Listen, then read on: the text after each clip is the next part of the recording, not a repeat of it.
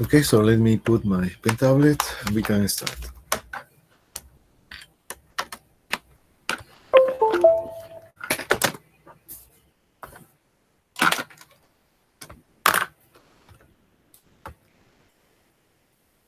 Okay, so here we are going to talk about lecture number 1. And today we will talk about what is health and wellness, right? What is nutrition? And we will talk about general principles about food, about the micronutrients, the macronutrients, and what are the classification and how we organize this part of our daily diet. All right, so let's start. So the first thing is one of the roles or the main roles of a nurse is going to be the health promotion. Okay, health promotion. So how many people you see around outside that are having hypertension or diabetes, or they have gallbladder stones? Those are very common, right? So yeah, and this basically is you can prevent this from the very beginning. You know that necropsies or autopsies of kids of very children of 8 9 years, they already check in the arteries, they have deposits of cholesterol, they have streaks of cholesterol. These streaks of cholesterol are going to be companion for the rest of his life, right? So cholesterol, tell me one thing. If you want to eat, you're eating Kentucky Fried Chicken every day for many years, and then you suddenly stop and you eat like a rabbit, just vegetables. So this cholesterol will disappear or no? No. No. That cholesterol is not going to disappear. It's going to stay and it's going to be with you the rest of your life. Okay? They will say they're cleaning the arteries, yes, but they're not going to clean the whole body of that. So they're cleaning, especially in the areas of higher risk. That only place is the carotid arteries. Cholesterol can be detached and can go to the brain to produce a stroke. So they can clean those arteries, but atherosclerosis is happening only there.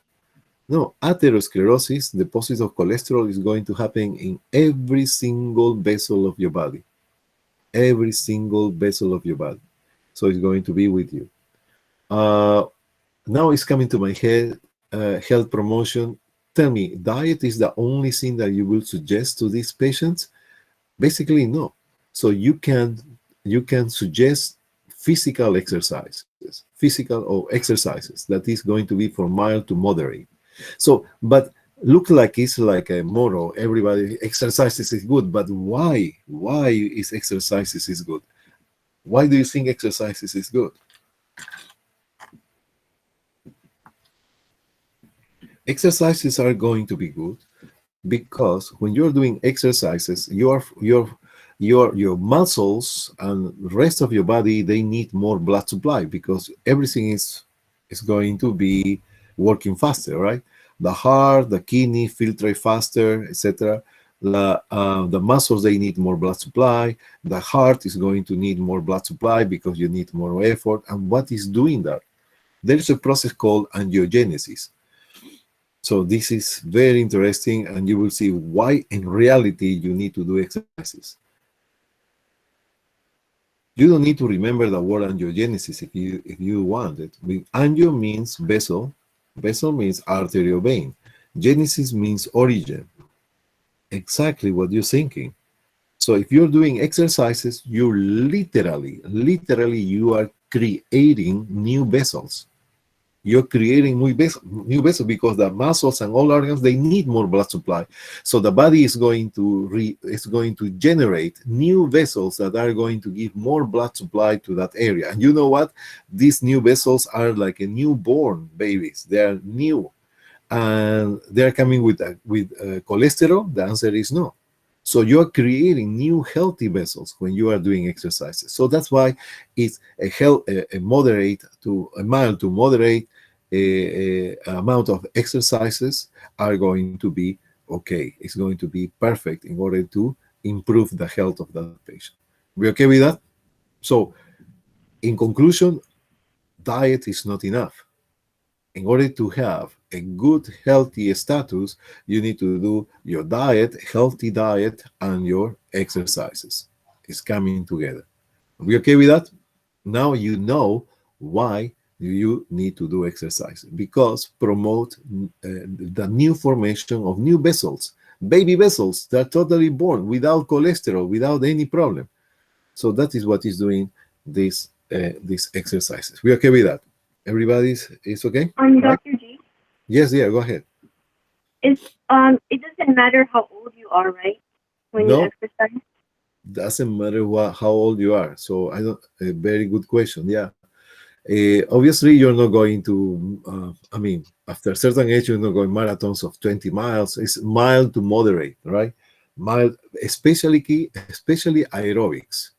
Aerobics means walking on the street, or on the park, 1 mile every day, or a small jogging here, like 10 minutes, 15 minutes, half an hour, 1 hour is going to be okay.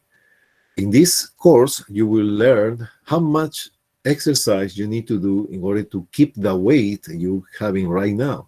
In this course, you will learn how much time of exercises you need to do in order to lose weight, right?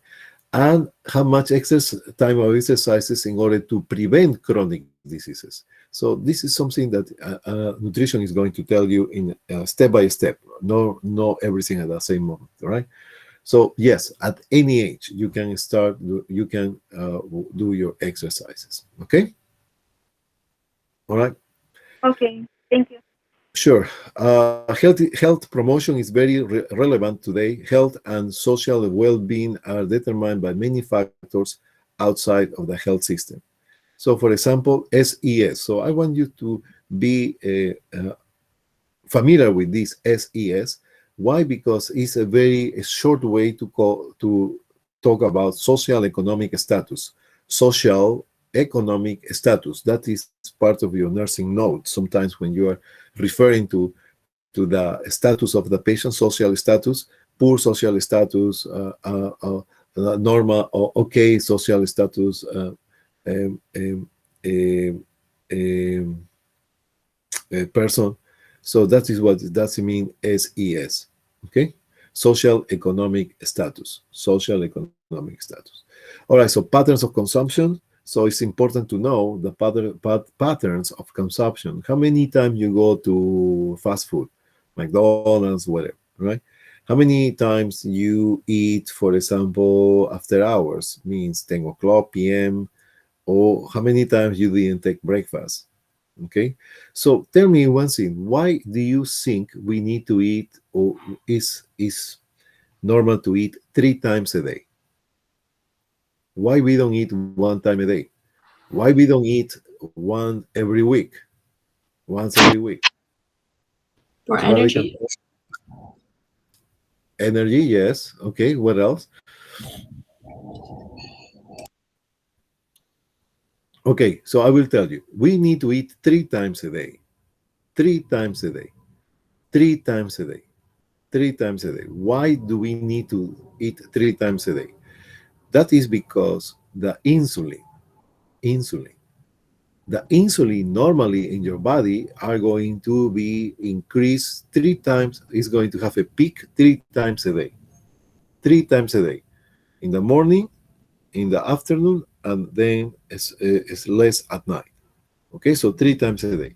And this insulin is having the insulin that you produce normally by your pancreas is going to be about 8 hours. About 8 hours. So that's why you need to eat in the morning when the insulin is high normally in your body. That is going to be more efficient the glucose get into your cells. Then at 3 o'clock, 4 o'clock, and a small snack at night. So actually, these 3 times are going to be coordinating with the amount of insulin that we produce in the body. So the peak of insulin is going to be 3 times a day. And that means that they last about 8 hours when you release the insulin. So that's why we need to eat 3 times a day. Okay, so that's why eating after hours too late, that means that you are not using proper. There is not enough insulin to put the glucose inside your cells. So what happened? The rest is going to accumulate as fat, for example, right? So, all right. So let's keep going. All right. So demographics. I will tell you. Demographics depends where you are, right? Demographic depends where you are. Demographic, for example, I will tell you in United States we have the Stone Belt. Somebody heard about the Stone Belt? The Stone Belt is going to be Georgia, Alabama, Mississippi, Louisiana. So those are the southeast, correct? And they have a very delicious food, right? The southeast food, right? It's very, I will say, a lot of flavor, a lot of taste, and because the ingredients are using a little bit of more fat content. The fat content is actually give delicious taste to the food, right? So, and the stone belt means that this area there's higher incidence, more people having gallstones.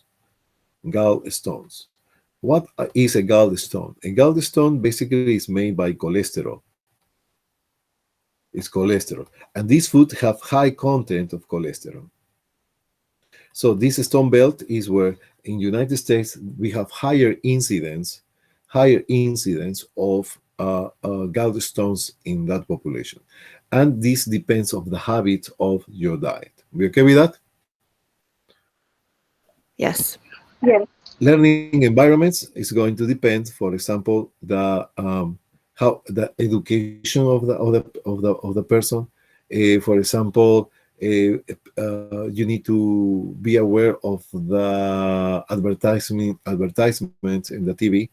You know, the advertisement on the TV is so tricky. They want even to wash your brain in order to buy things. You know that, right? So, for example, if somebody is cannot sleep, okay, so this is another thing, but learning environment will be, for example, everybody is taking Kentucky Fried Chicken, everybody is doing this and that. So depends. For in conclusion, if you have if you have a kid and the kid is going to find that the parents have a very healthy diet, the kid is going to learn the same thing. But if the parents are going to buy pizza every day or every 2 days and a lot of carbs, a lot of fast food, etc., that is going to actually, that is what the baby or the kid is going to learn. So it's going to grow in that learning environment. We okay with that? So we need to Yeah. be aware of that. Yes. So we need to change that, right? So everything that we talk here is to direct the patient into a healthy habit. Family patterns, that means that we are running, there's a family who is running genes that have obesity. There's families who are obese. So family who has by history, family history, they have high levels of cholesterol or high levels of triglycerides, and that is can lead into heart attacks, myocardial infarctions in early age, 40, 50 years old. They start dying for myocardial infarctions, family patterns, so genetic factors in this case. Cultural and social depends, there is, for example, Asian people, they like to eat mostly these herbs that are so delicious, right? Chinese food, right? That is very a lot of vegetables there. You have from the other side the southeast, for example, or Western food that is considered fast food, right? Cultural and social health that are going to affect your habits as in your diet. Socio-political, I cannot talk too much about that. Economic changes, yes, economic changes, right? So you pass to eat Kentucky Fried Chicken to eat caviar or something, escargot, all this stuff, uh, or vice versa, right? So that depends. All right, so nutrition and dietetics. So nutrition is the summation of process involved in taking, assimilating, and using the nutrients. So how we can translate in your own words this?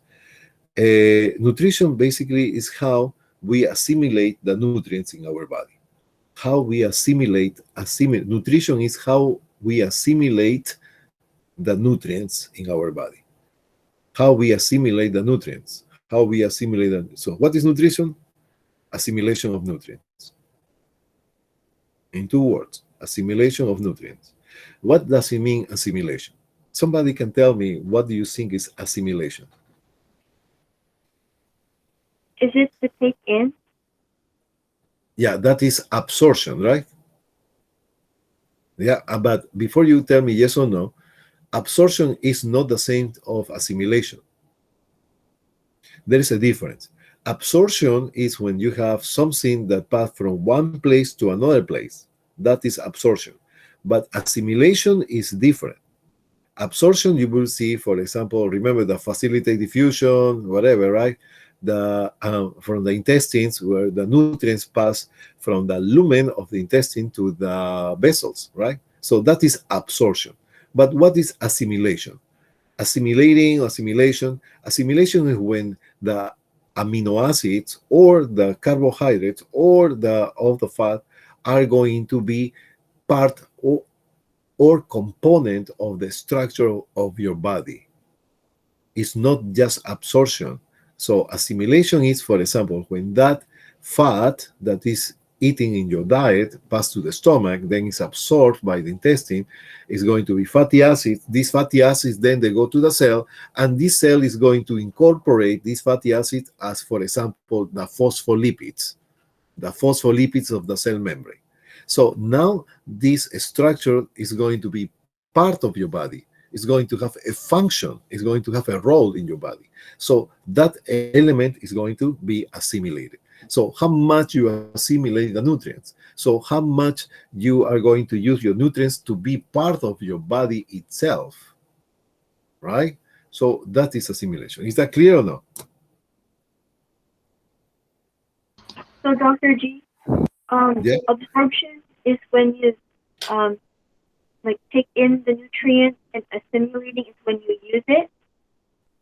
Okay, again. Can you tell me again, please? Your microphone, can you get close? I cannot hear you very well. Please, go ahead. Um, is absorption is when you take in, and then assimilating is when you use the nutrients. Is that right? Yeah, that is totally true. Yes. So Okay. they become part of you. They can be used as you probably go a little bit further than that, is when you use it as energy or when it's part of your body itself. For example, the amino. So you know that we have proteins in the cell membrane, correct? Right? Yes. These proteins in the cell membrane are coming because the cell produces the transcription, the translation, use the amino acids, and produce that protein, right? So that protein is part of the cell membrane. But where are coming those amino acids? Those amino acids are coming from your diet. So they have the material in order to build up proteins, and this material is coming from your diet. So these nutrients are going to be assimilated to become that specific protein that will be part of the cell membrane. Or this protein will be, for example, part of an enzyme, or part of an hormone, or part of whatever other structure that is being made by proteins, or lipids, or carbohydrates are going to be part of the structure. So that is basically assimilation. For example, I will tell you something. You want to build up a house with bricks. Let's make it a bricks. Okay, bricks. Okay, so the bricks when you're coming out in the street when they're coming, those are actually the nutrients, right?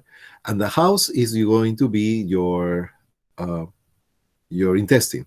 So the bricks is getting into the house, but those bricks are not part of the house yet. So that bricks are going to be part of the house when you put it in a wall. So the first is the absorption, and the second is the example for assimilation. We get with that? Is more clear? Yeah, Yes. so Yes. simulation contributes to the function. Sorry, assimilation is what? Does it contribute to the function of the Yeah, body? absolutely yes. Okay. Absolutely yes. Absolutely yes. So assimilation is going to be part of the function of the anatomy and the function. So very well. Okay. All right. So that is nutrition. So how the nutrients are assimilated. So this assimilation means a lot of stuff. All right. So now you know how you can now think about what is a good nutrition or a bad nutrition. Okay, a good nutrition is when you assimilate very well the nutrients, and the bad nutrition is when you don't assimilate the nutrients. All right, so nutrition science study human food requirements.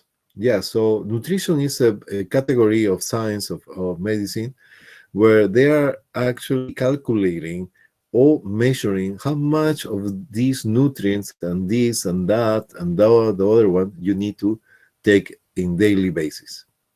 In this class, the requirements are going to be 50 milligrams, 10 milligrams, 2 milligrams, whatever. Basically, I'm not asking you to remember those numbers.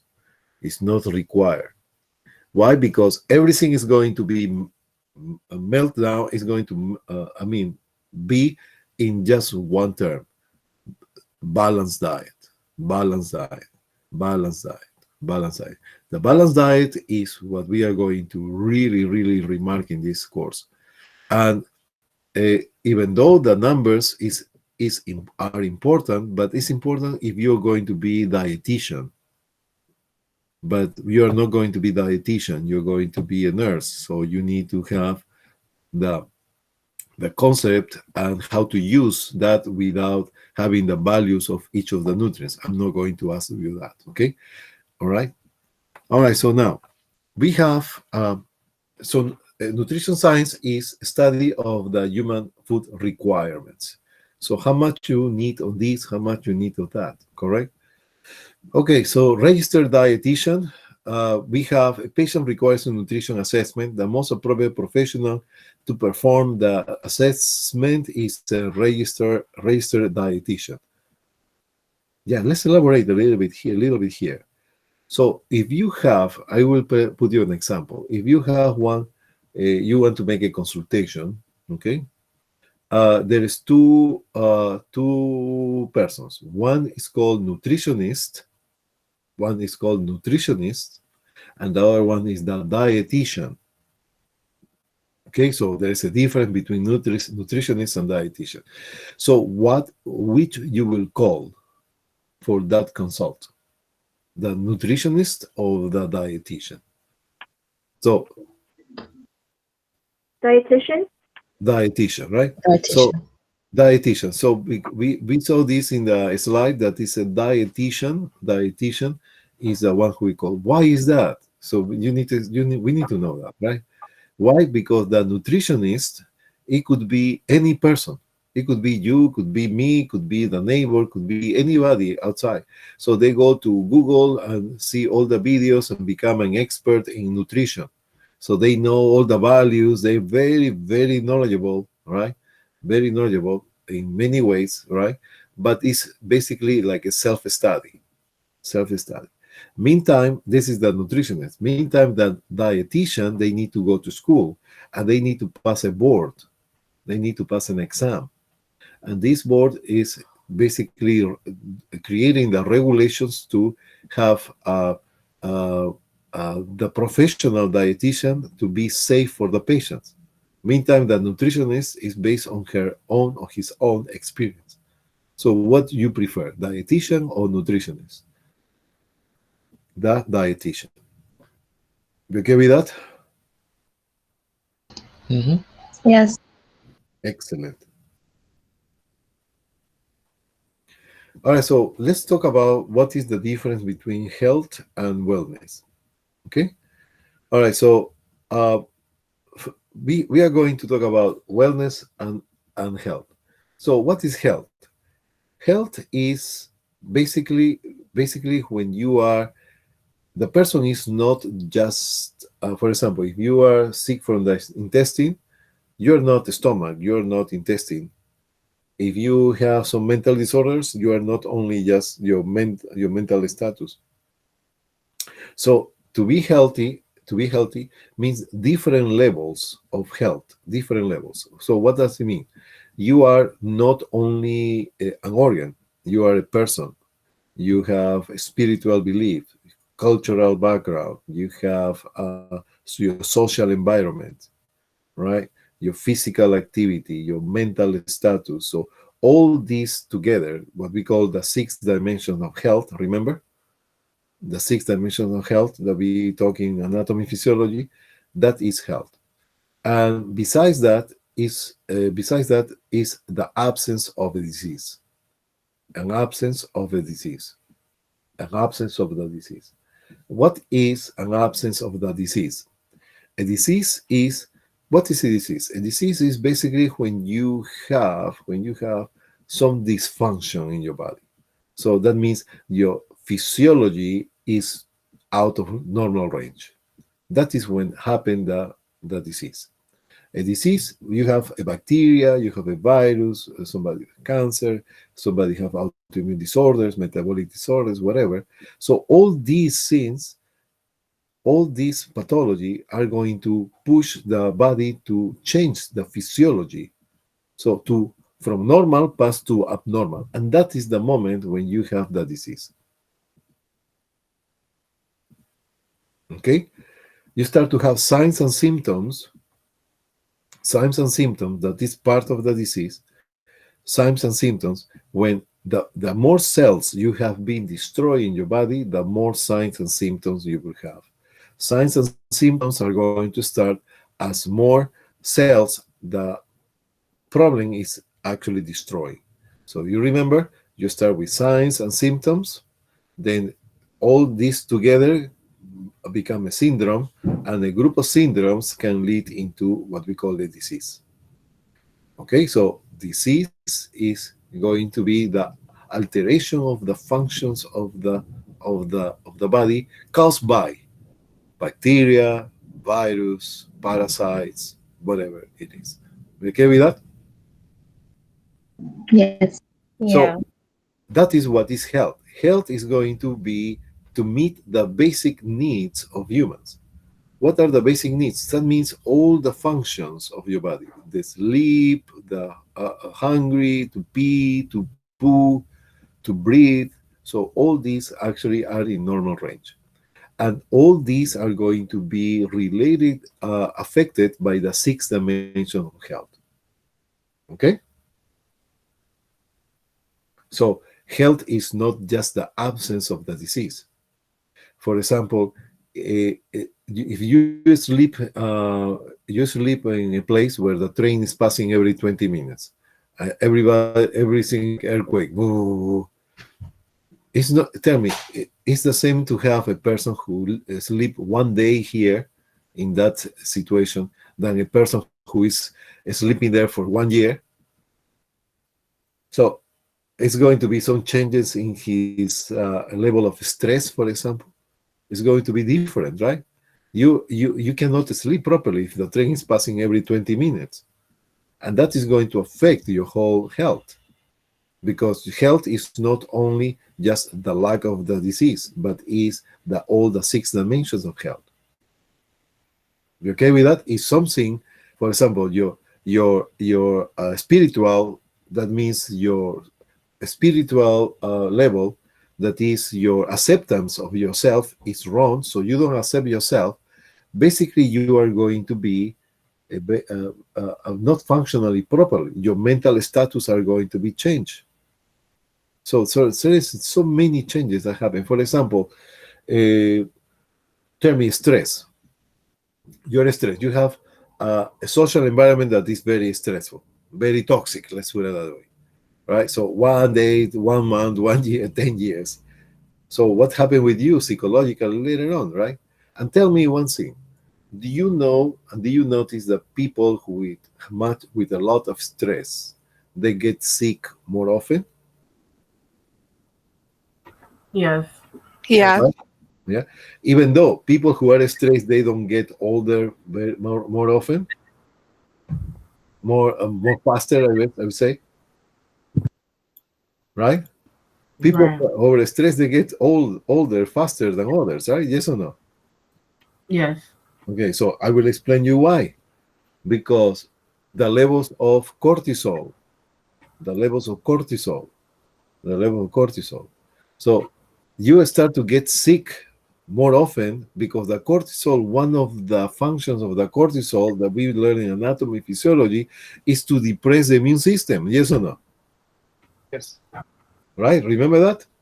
If you depress the immune system, people who are having levels of cortisol, the immune system is more depressed. So you are more prone to have infections. Yes or no? Yeah. Yeah.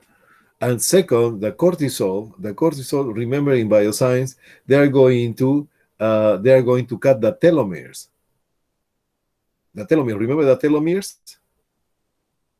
Yes. The distal portion of the chromosomes. So this cortisol is going to make the telomeres getting smaller, smaller, smaller, and that is where you're going to get older and older, faster and faster. See? So everything is going to be the health and the 6 dimensions of health. So you are not just lungs, you are not just spleen or kidneys or stomach or heart. Your whole body is the physical plus the social plus the spiritual, right? So all the components, social environment, all right? So cultural, so all the dimensions that we learned in the past. All right, so that is health. So we okay with that? Second, Yes. we are going to talk about wellness. Thank you. Wellness. What is wellness? Wellness, very simple, very, very, very simple. Is your lifestyle. Your lifestyle. Wellness is just lifestyle. So a healthy, so now we are going to go into what is a healthy lifestyle. Lifestyle equal to say wellness. Equal to say wellness. So wellness, the first thing probably we think is, oh, you have more money, right? The more money you are more. No, not really. Okay, because what is the lifestyle? Tell me, you are totally healthy right now. You are totally healthy. Nothing is affecting you. Everything is very nice on your body system. But you eat Kentucky Fried Chicken every day. Is that good? But you are okay. So I don't feel anything. I just get the Kentucky Fried Chicken. I'm still okay, right? But what is happening? Your wellness is not actually the best because that is going to affect you in the future, right? So wellness is the lifestyle. For example, it's not the same to say the person doesn't matter if they have a lot of money or no money at all. So wellness is going to be a person. Wellness is going to be a person, for example, who eat a balanced diet. Balanced diet. They don't eat Kentucky Fried Chicken or fast food or Wendy's or whatever you think about fast food. So it's the lifestyle plus what? Plus physical activity. That is your wellness. So wellness is the lifestyle based on balanced diet and exercises. Is that clear? So now, is that clear? Yes, sir. Yes. Yeah. So now you have the authority to say or to talk about health and wellness. Just the lifestyle, wellness. Healthy, you see all the components, not the physical, but not only the physical, but the psychological, environmental, social, whatever, cultural you have. So all the levels. And any of these levels, whatever levels is happening, is going to affect the other ones sooner or later. So how difficult is to be healthy, right? Right? Okay. Yes, sir. So it's not an easy job, but actually that's what we need to promote, right? Any question? Nothing right now. Okay. Wellness movement and national health. Okay, I'm not going to response rising health costs the medical. So that is just dollars. So I'm not going to go that. All right, so let's talk about health and wellness, traditional and preventive. In the 1800s, early 1900s,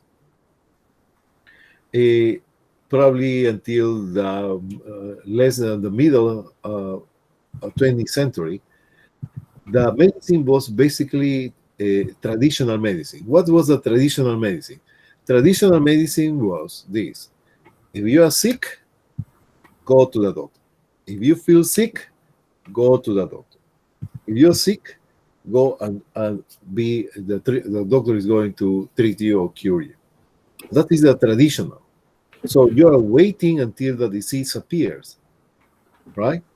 And you already know that basically the span life of people in the United States are increased dramatically since the 20th century. So nowadays, the case is 78, 79 is the average rate of life in the United States. There's people who live more than that, of course, or less than that. But 78 or 79, I guess, is the average now in the United States. But why way back in the 19th century, 18th century, 19th century and 20th century, the span life was about 50, 55 years old, right? So it's a lot of changes there. So now that's why prevention is going to alert you and anticipate problems that can happen in the future to prevent that. And that is what we are actually, the medicine that nowadays we practice is a preventive medicine, not the traditional medicine. Is that clear? Yeah. Tell me one thing. Uh, the Social Security, the retirement age. What is the retirement age? 65, right? Oh, yes. Yes. Why they put 65? Do you think about it? Why they did 65? Why not 70 or 50? To prevent, 65 years old. Why they put 65 years old? is it to prevent any health risks? Well, you're very close on that. So 65 in the time that was given in the 20th century, I think it's the first quarter of the first century, 20th century, was because the average rate of survival of a person was 65, was 65 years old. So that's why they put the retirement time at 65. But now it's being revised that because the average survival rate span life of average person in the United States is not 65 anymore. It's going to be 78, 79. So they want to see how they can restructure that. And one of the situations is that you are going to retire later. You're going to retire later. Some people are being mentioned to retire at 70 years old, for example, right? So yeah, so everything is about that. Okay, anyhow. So traditional and preventive. So those exercises you can do at home. There is no actually identify uses of food that other than satisfy your hunger, what you eat. So for example, okay, let's talk about that. For example, I will tell you, on Sunday, I was talking about Sunday in group pharmacology. I was having a boot camp. We were talking about how to manage test anxiety. Test anxiety. How we control that. So one of the things, I'm not going to talk about that right now, but probably another time. But one of the things that you need to do is to be careful with the carbs, with the carbs, with the carbohydrates. I mean, sweets. You don't want to have, you don't want to eat before the exam or during the class high content of sweets. Why? Because the sweets are going to be, you take the sweets glucose go into your stomach, absorbed by the intestines. They go to the blood, and the glucose then is going to be absorbed into the cells. But once the glucose that was in high concentration in your blood because you was eating a lot of high concentration glucose or sweets, the glucose in your blood start to go down, and that is going to lead into signs and symptoms in different level of hypoglycemia. So hypoglycemia means tremors, sweating, lack of concentration, you get confused, sleepy because there is actually low levels of glucose in your blood. And that's why when you eat, when you're going to take exam or you're going to have something important, you need just to eat basically very low carbs. So your toast, your milk, whatever, right? Your orange juice, but no high levels of content of sugar. Because if that peak going down during the exam or during the class, you're going to be totally sleepy, totally tired. You will not be able to perform as you want. Okay? Name lifestyle chose to promote nutritional health. Okay, so can you name some of them? Name lifestyle choices. Tell me one. Balanced diet. Huh? Exercise? Sorry? Balanced diet. Balanced diet. Okay, so lifestyle. What is your lifestyle? Exercise? Okay, so sport, right? I'm very I go to do exercise every day. What else? What other lifestyle you see? Travel? Huh? Is travel also like that? Travelers. Okay, all right. You like to travel? Who is this? Who is this? And Who? that's Marina's. Anne. Okay, you like to travel, huh? Okay, that's good. Lifestyle, for example, a student. What is your lifestyle? Student, right? You're a student right now, right? So, what is your lifestyle as a student? Okay, Basketball? what you eat, what how you sleep, right? It's not very healthy, I guess, right? Because you don't sleep, you don't eat, you work a lot, you're tired all the time, right? Yeah, that's why it's very okay. Lifestyle. Name lifestyle choices that reduce nutritional health. Eating candy. Lifestyle. Okay. What else? You like candies? Okay, don't eat too much candies, please. Fast food? Drinking alcohol? What? What? Alcohol? Drinking Too much alcohol? There you partying. are. There you are. Alcohol, right? Addictions, right? Right? Sedentary lifestyle. Sedentary lifestyle, right? Very active, very active style of life.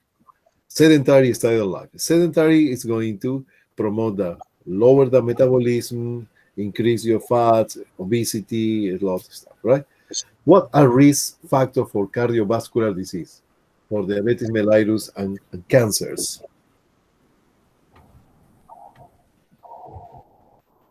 Eating too much sweets. Right? Smoking. What? Smoking? Yes. Yeah. Yeah. I don't smoke that much anymore. So yeah, you're right. Stress? Stress, yeah, life stress, right? Metabolic syndrome. So this is something that you need to remember, okay? Metabolic syndrome was described for the first time for a doctor in New York in 1985. And before they was called the X syndrome. It was called the X syndrome. Now we call the metabolic syndrome. What is the metabolic syndrome? If you eat too much sodas, too much sweets, for example, sodas, candies, you have too much sweet. Or you eat too much salt, too much salt. So sweets and salt. If you eat too much sweets in 10 years straight, or no accumulated in 10 years, you can develop diabetes mellitus. Yes, diabetes mellitus. If you eat salt for a long period of time, About 10 years, that is what is telling you, the CDC, is 10 years you can actually suffer from hypertension. All right? And this diabetes mellitus and hypertension can lead into strokes, right? Myocardial infarctions. So all these is common, right? Diabetes, hypertension, stroke, myocardial infarction. That is because of this metabolic syndrome. Why? Because you, in your diet, your nutrition is very, very bad. You're eating a lot of sweets, a lot of salt, right? And how you recognize these patients? These patients have a normal head, a normal kind of a normal thorax, and this what happened? Body. They have central obesity. See, you see like an apple, right? So that is central obesity. And what are the arms? The arms are normal, normal, normal. The legs are normal, normal. So basically everything is normal, but the belly is central obesity. These patients, I don't taking care of them. They take a lot of sweets, a lot of salt, and actually, basically, they can lead into diabetes mellitus, hypertension, and they can lead to strokes and myocardial infarction. Who is that? Metabolic syndrome. So now you can tell who is metabolic syndrome. So you having a metabolic syndrome process. You have a metabolic syndrome. Metabolic syndrome. You need to ask how much what is your diet, what you eat, what you drink. You have a 10 years span life where you can actually develop these problems. You okay with that? Yes, Doctor. Yeah. Deposits of cholesterol, etc. So many things that happen. Okay. So tell me about the time, please. Somebody can help me with that. Okay. So we still having time? Mhm. Yeah, it's 11:32, doctor. Yeah. So what time is going to be our lunch break? 12 or 12. 12? Okay, perfect. All right. So let's keep going. Importance of balanced diet, food and health. Food is necessary for life. You already know that, right?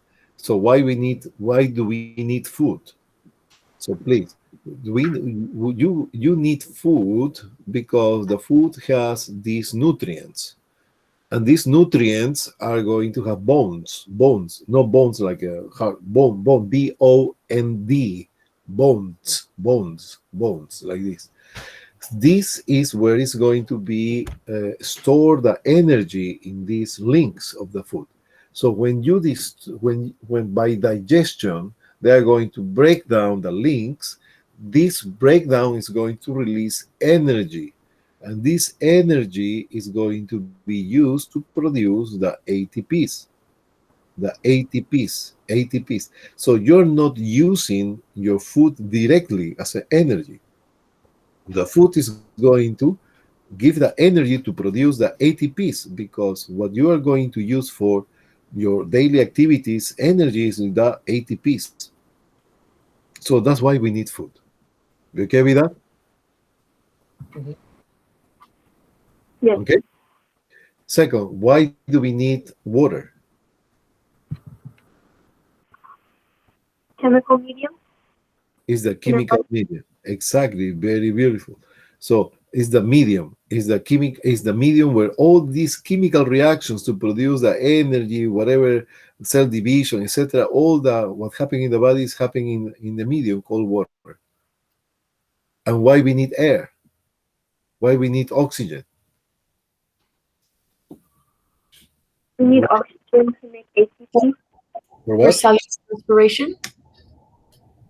Yes, and yes, and cellular respiration means that basically the body, all the 99% of all chemical reactions in your body, they need oxygen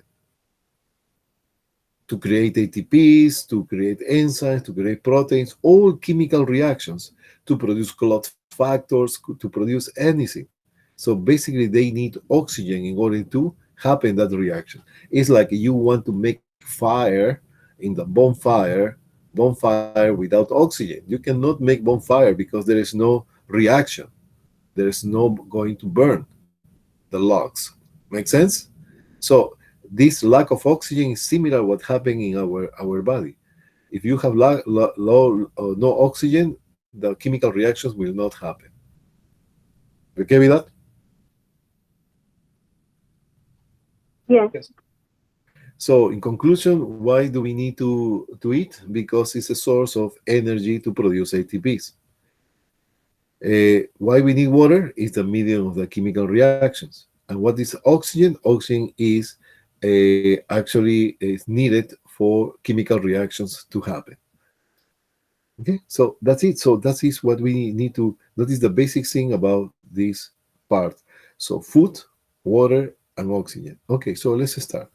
So we have the nutrients, right? So we have 6 essential nutrients in human nutrition. So we are going to start talking about carbohydrates, proteins, and fat. And yes, we are talking about carbohydrates. So carbohydrates is the number one, is the most desirable or selected nutrient that are going to be used by the body. Why? Because carbohydrates are easier for the body to obtain or to digest, to release the energy to lead into ATPs later on. So from if you need to select to produce proteins, carbohydrates, proteins, and fat, the body is going to use carbohydrates. Second, are going to use fat. And third, more difficult to produce energy from are the proteins. We okay with that?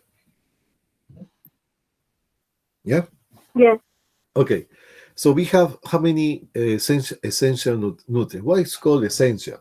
It's called essential because basically you need that. Without that, in the long run, you will not be able to survive. Okay, it's going to be a lot of problems if you don't have this element. Remember, carbohydrates, proteins, and fats are facilitate. I mean, vitamins, minerals. Basically, I can be passing through facilitate diffusion, transportation. We okay with that, right? So, carbohydrates, proteins, and fat are called macronutrients. Macronutrients. Those are the macronutrients. Macronutrients. Macro means big, correct? Yes. Yes. But it's not. It's macro is not because they are big molecules. There, please, I want you to be sure of what I'm saying here. Macronutrient doesn't mean that you have huge, big molecules. It's not. Macro means that you need in big amounts. Amounts. It's not about the size. Big amounts compared to the rest. So that is called. That's why it's called macronutrients. We okay with that? Yes. And then we have the micronutrients. The micronutrients. Not because they are tiny. It's because we have in less amount, in very low doses. And who are those? Vitamins? Yes or no? Mhm. Yes. Minerals? Yes or no? Yes. Yes. Water? Yes or no? No. Excellent. Very good. You knew what. Okay. Why water? No. Because vitamins and minerals are considered micronutrients, not the water. The water is not a micronutrient. So we have basically macronutrients, so macronutrients, micronutrients, and water. So there's 3 components. We okay with that? So water is not macro, it's not micro. Okay? Yeah. Okay? Yeah. Okay, so you already know why we need carbohydrates for energy, basically, right? Why do we need proteins? We need proteins for everything. We need protein for what? To produce hormones, all the GP-tau, F, oxytocin, ADH, all the enzymes, the amylase, lipase, protease, gastrin. So we have all type of hormones, the renin, erythropoietin. So all these guys are going to be proteins. It's amazing or no? So that's why we need protein. Without proteins, so the vitamin D that or proteins that is going to be in your body, do you think it's going to last forever? Tell me, the proteins that you have in your body are the same proteins that you have now? No. No. The cells, can you imagine that in so much work for the body that are going to be replacing, and because the proteins that were at the beginning are going to decay, they are not going to last forever, they need to be replaced. And that's why we need constantly to eat proteins to produce new, more hormones. The FSH, the LH, growth hormone, thyroid hormone, right? So all these guys are going to contain proteins. Amazing. Fats are going to be the storage. Fat is, I call, you put your money in your bank, right? The money in your bank. The carbohydrates are going to be the money in your wallet, in your pocket. Fats are going to be the money in your bank. So when you are running out of cash, you're going to go to the bank, right? So it's like a storage, and that is a source of energy too, but second place after carbohydrates. Why do we need vitamins? Because they're coenzymes. They can serve as coenzymes. Who said that? Who said that, please? Tell me. Who said that? Hillary. Sorry. Okay, let me check. Who said that? Ivona? Hillary. No, it's Hillary. Hillary. Yeah, I cannot recognize the voice yet. So anyway, sorry. Okay, thank you. So please, we need vitamins. We need vitamins because those are coenzymes. Coenzymes. Coenzymes. Coenzymes. Coenzymes. So just remember, so you are in the medicine field, right? And you need to know, why do we need carbohydrates? Why we need proteins? Why we need fats? Why do we need vitamins? Vitamins are coenzymes. And please listen to this. Listen to this. So once and forever, listen to this. If you have, for example, let's make a simple example. Cut your finger or cut your hand with a knife because you was cutting onions, or I like to cook very much, by the way. So I cut meat and I cut my finger by mistake. So that wound need to be healed, correct? You're not going to have the wound there, the same wound the rest of your life, right?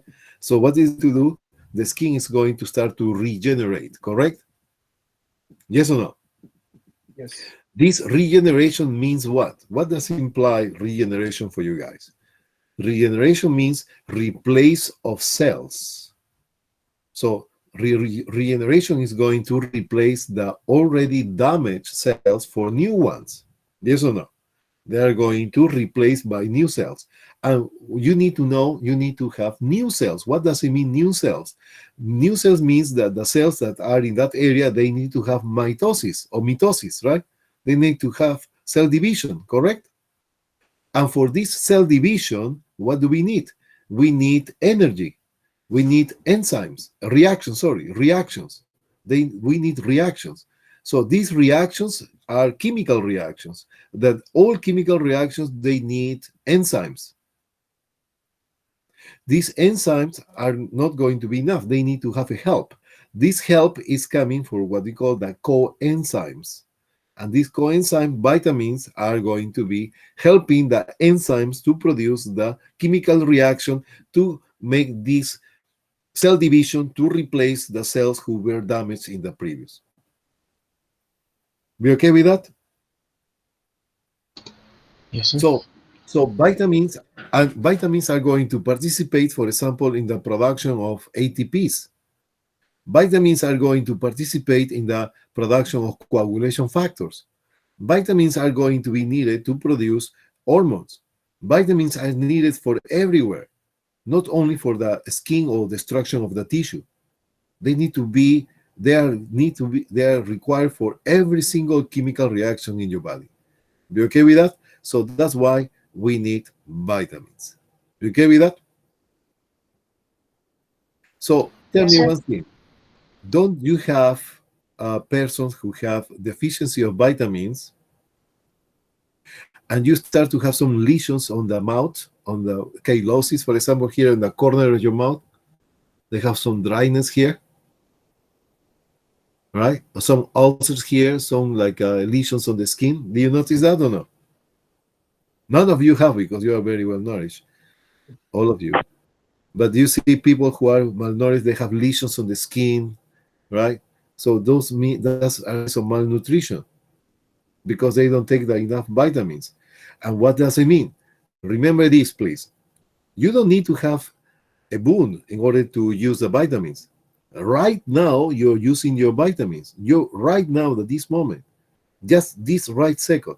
Why? Because the skin of the face, for example, or the hands, are being replaced every certain time. So a slough off.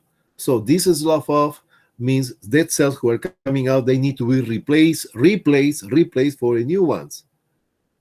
And that speed of changes are going to be delayed if you don't have enough vitamins. So your skin will not be regenerated and you start to have lesions on the skin. So lesions on the skin probably could be a sign of deficiency of vitamins. You okay with that? We are getting from the root to what you can see in the patient. And the same thing happened with the minerals. Minerals are important for the functions of the system. For example, calcium. Calcium is going to participate in the coagulation factors. So calcium is a cofactor that is going to help the enzymes too. So vitamins help the enzymes, coenzymes. Minerals, cofactors that help the enzymes too. So be okay with that. So right now, you know why do we need carbohydrates, why do we need proteins, why do we need fats, why do we need vitamins, why we need minerals, and why we need water. See?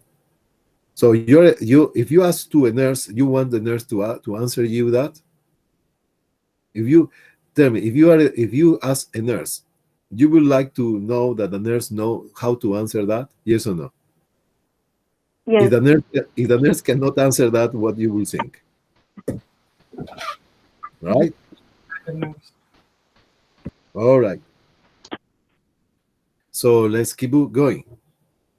Any questions so far, please? No questions. Okay. So let's start talking about the science of proper nutrition. The science of proper nutrition and functions of nutrition of nutrients in food. All right, so mental state and physical alertness. Okay, so you want me to teach you something here. I will tell you.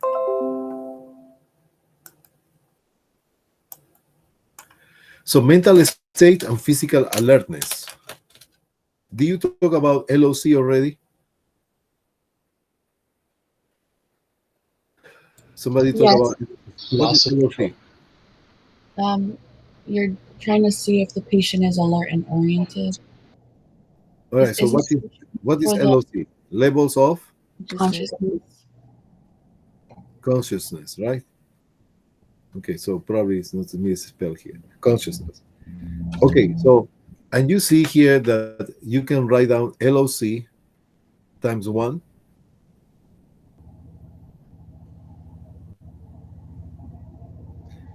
You can write down LOC times 2, LOC times 3, LOC times 4. Do you know that already? Yeah. Okay, Yes. so everybody got clear on that? Okay. Okay, so LOC times 4, 3 depends the person, place, time, and situation, correct? We okay with that? Okay. So I'm not going to go and talk on that if you don't want it, if you already know it. All right, so mental state and physical awareness. So mental state is different from LOC. You know that, right? Mental state is more comprehensive than LOC. When you say mental state, LOC is part of the mental state. It's part of the mental state. So mental state is not LOC. Okay, LOC is part of the mental state. Mental state is more general, more. I mean, you need to check more things. Mental state, for example, is going to be LOC. You can put LOC, and one of the components of the other mental state situation will be the communication, clear speech and communication. Clear speech and communication. That is telling you about mental status. So how the patient is dressing, how the patient is actually interacting with you. So what is the response, emotional response? So those are mental status. So mental state is not just LOC. That's what I want you to know. Okay. All right. So well-developed body. So proportions, right? Proportions of your body. The proportions of your body should be actually symmetrical. Ideal weight for body composition. We are going to talk about the body mass index, weight over height is going to be the BMI. We are going to talk about another time. Adequate muscle development. What does it mean, muscle development? So even though they're very thin muscle, the muscle from one side to another side should be the same. So basically it's asymmetrical. So everything that you see in the right is going to be the same on the left. The strength, the appearance, everything should be the same. So that's what you can.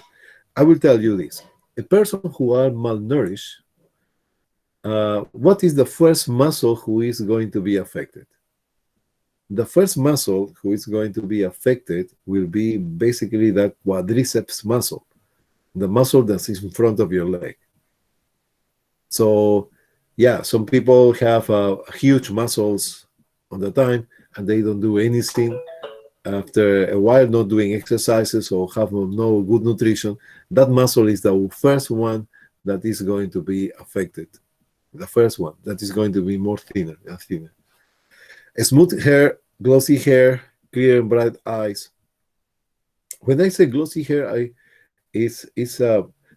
well, I think too in my pets, for example. So you know the pet is going to be very well nourished if they have a very glossy hair, right? Very bright hair. You know that, right? Yeah. So the same happens with people, right? If you have a glossy, nice hair, that means you are healthy. So you a smooth skin, glossy hair, clear and bright eyes. So that is basically signs and symptoms of proper nutrition. Ability to resist disease. So it's very uncommon these patients have some, and it's unusual or it's less common than others to have a cold or something they have. Why is that? Because nutrition is going to have direct relation with the immune system. Why? Because the immune system is basically proteins. The antibodies are proteins. The lymphocytes, the enzymes that are killing bacteria are proteins. Everything is proteins. So if you have bad nutrition, your protein levels are down, so you cannot produce these defenses anymore. It's like in order to produce the weapons to make the material to make a weapons are available with proteins. If you don't have the protein, you're not able to produce this weapon. So these patients in good nutrition are going to resist disease. You okay with that? And basically increase lifespan. The lifespan. Yeah. My family live about 99, 98 years old. I have some of this kind of genes in my head, in my body. So, but sometimes I rely too much on that. So anyhow, anyway. All right. So we can assess signs of good nutrition based on one's physical and mental state. So now you can do the mental state. So what you're going to do? So you have a patient in front of you. So you're going to check the LOC times 4, right? Plus, you're going to see good communication, right? Good communication and clear speech. With that, basically, you are doing the mental status. There is more. Personality, emotion, that is going to be more deep. You're not going to do a psychological situation. So you need to be very fast when you're assessing the patient. So LOC is not enough. So clear speech and communication, that could be one of the notes that you're going to put in your nursing notes. Okay? Okay, we got it? So just remember, LOC Yeah. is not mental status. So mental state or mental status is more broad than LOC. LOC is part of the mental status. Okay? Yeah. All right, so what are the good sign of good nutrition? See somebody, have a friend. You have a friend, the friend is in front of you, and you see he's very alert, right? Alert, LOC, whatever, right? And physical examination is normal, right? No relevant remarks or no remarks, something like that. Okay? Physical and mental state. So that is a reflection in conclusion about nutrition. Functions of nutrients in food: provide energy. That is old news. Everybody knows that. Build tissue. Oh my God, that is really old news. We know already that, like transcription, translation, all this stuff, right? Regulate metabolic processes. Regulate metabolic processes. Yes, during the regulation of metabolic processes are going to be, for example, the how much calcium, how much electrolytes you're getting into your body, how many amino acids. That is going to basically, the more enzymes you have, enzymes are proteins, your metabolism is going up or going down. Individual nutrients with specific metabolic functions, for example, iodine. The iodine is important. Why? Because that is the material how the thyroid gland produce T3 and T4. Iron. Iron is the material where they're going to complete and assemble into the hemoglobin to produce the red blood cells. Okay with that? By the way, one thing. Do we need copper in our body? What do you think? Yes. Yeah, we need copper. We need gold in our body? Yes. Yes. So basically, we need the whole periodic table. The whole periodic table is in your body. And somehow, they have trillions of different chemical reactions in your body. I need to, I'm going to check, just coming to my head. How many chemical reactions happen in 1 second? I will check that in the next break. It's coming to my head now. I want to know. I guess, what is your guess? Billions, trillions? I will say trillions per second. Let's find out, okay? Okay. All right, so no nutrients ever works alone. Yes, that is true. So not only for the action, but the absorption. The absorption. So now you need, let me see if I can explain this properly. Carbohydrates, fat, and proteins. Okay? So you need to eat certain amount of carbohydrates to absorb certain amount of fat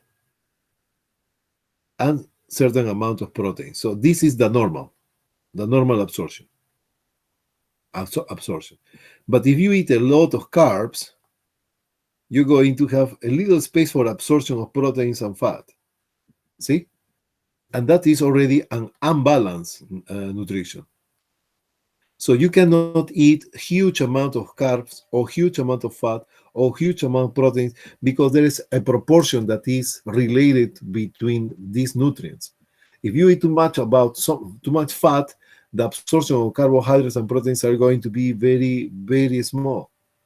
So that's why we need to have balanced diet. The balanced diet is a study that determines that this proportion of nutrients are going to allow the absorption of this other nutrient in adequate amount. Is that clear or not? Yeah, that's clear. Yes. Excellent. Dr. G, I just wanted to let you know that it is 12 o'clock. Excellent.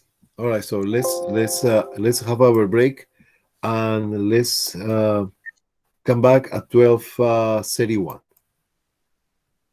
12:31. Okay, thank you. Thank you. Thank you. I hope that you start to like nutrition. Somebody See, nutrition, you was thinking that, oh, we need to know about this and that, but it's more than that. I hopefully you start to enjoy it. It's very interesting course, by the way. Thank you.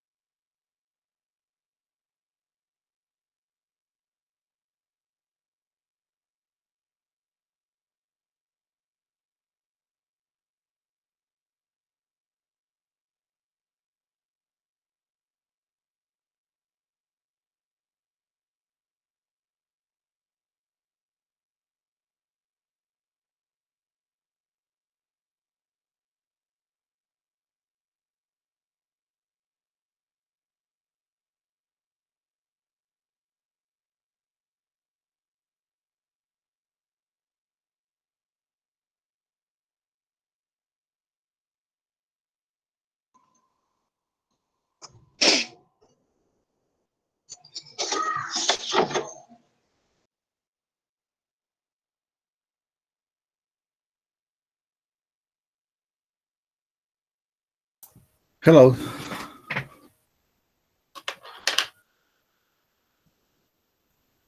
Oh, Dr. Hello, doctor. Okay, so let's continue. Mr. Chris, thank you. Ivona, Miss Karen. Miss Karen. Miss Ivona, Miss Karen. There you are. Thank you, Miss Karen. Miss Ivona. Mia, I just saw you the tip of your hair. That's okay. Miss Kyla, you're in the sky. You're in heaven now, huh? And you are swimming, Miss Kyla. So everybody has a different mood here. You're in the fall, so you're in the future, Chris. Noelan is in July. It's fireworks. And Kyla, Miss Kyla is in Cancun. Wow. And you, Hillary, you are flying. You are in the airplane. Okay. Alejandro, he's a city guy. He likes the city. Okay. All right. So let's continue. Hillary and Karen, they have the same background. Nice. I'm going to put a background too. Just a moment.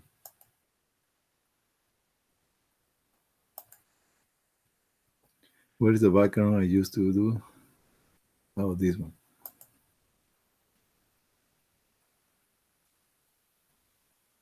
Okay. You're in space, Dr. G. Yeah, that is lately. That's what I am right now. the last few days. Yeah, I'd like to be in space too. Okay. Yeah. Okay, guys. So let's continue our class.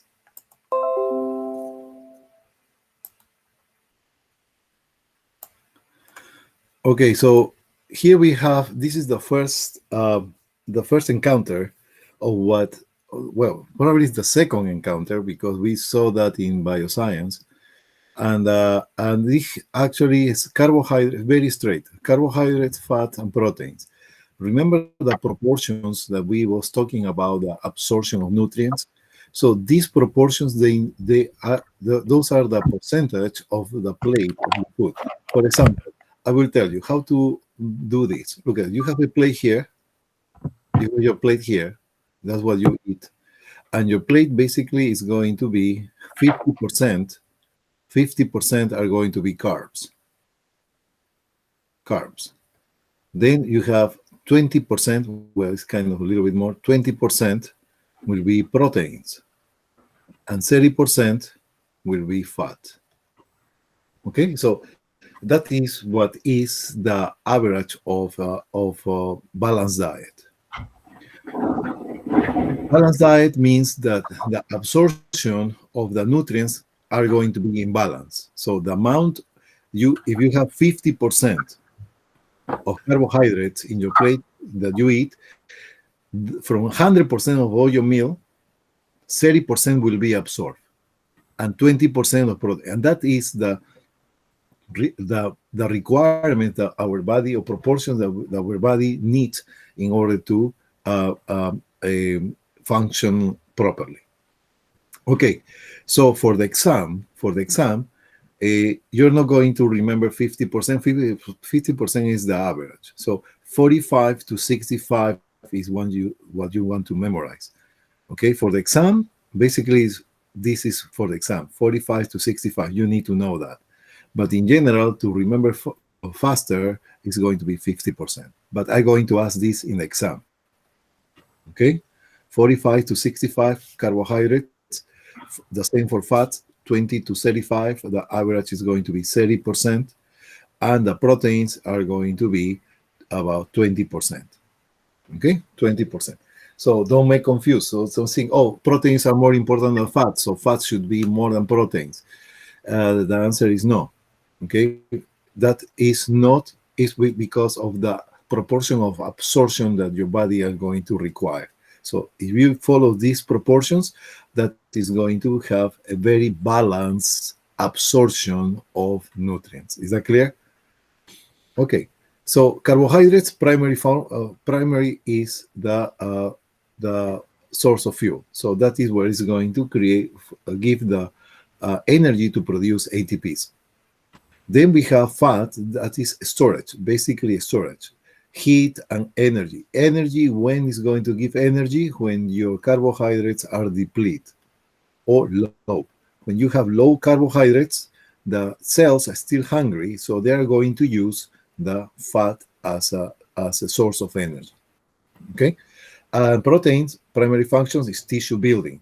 Tissue building, but is not the big picture. The big picture is going to be everything that you see in your body.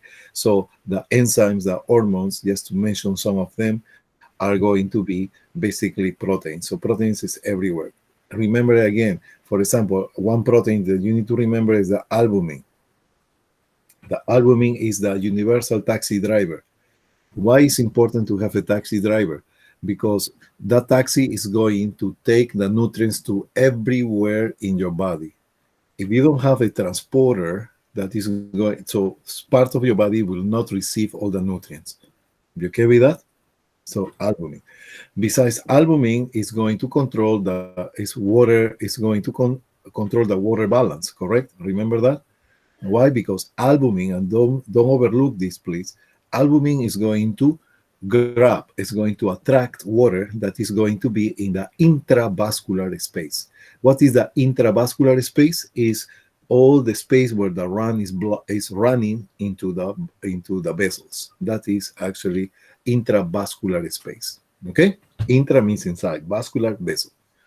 Okay, so is that clear?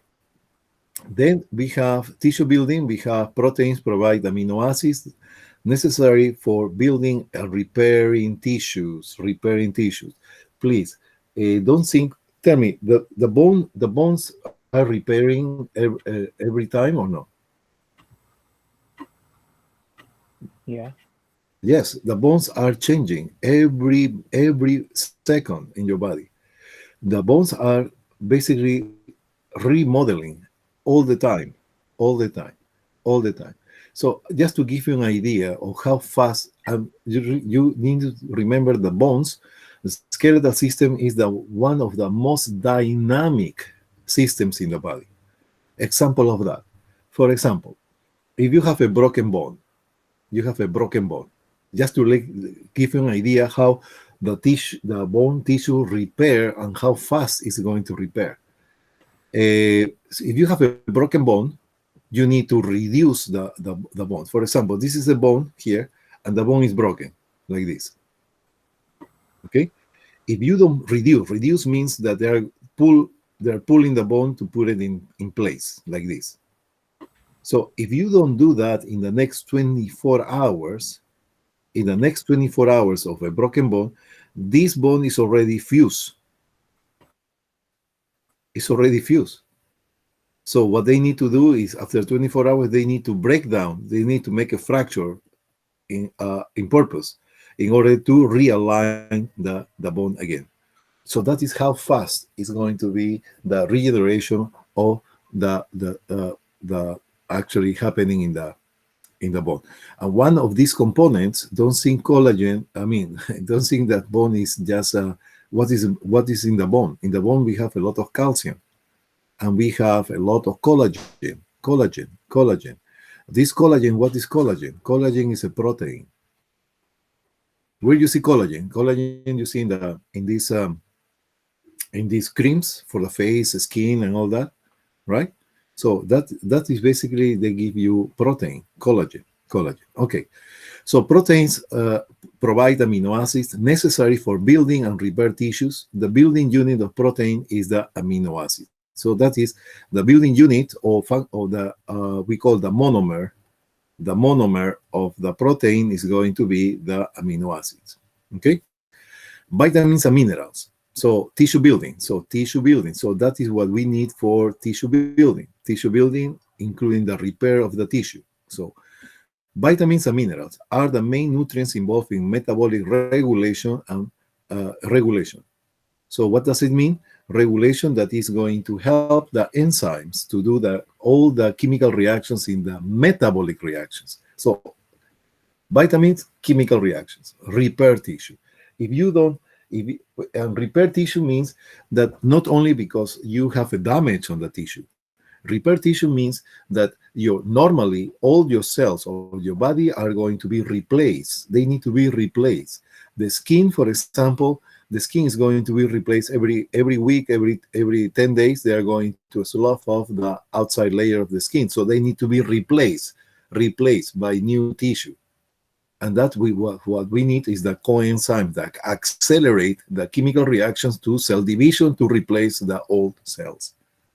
The same for the minerals. So that's why vitamins, the other name of vitamins is coenzymes. Minerals, cofactors.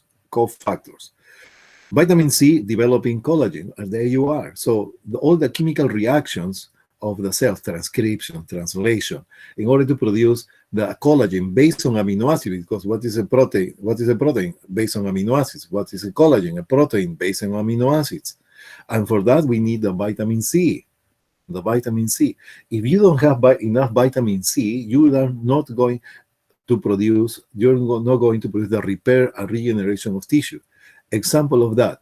So do you see that there is some creams on the skin, for the skin, that contain vitamin C?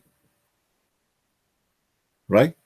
Yeah. Oh, it's not including here the vitamin A too. It's going, if we have vitamin E.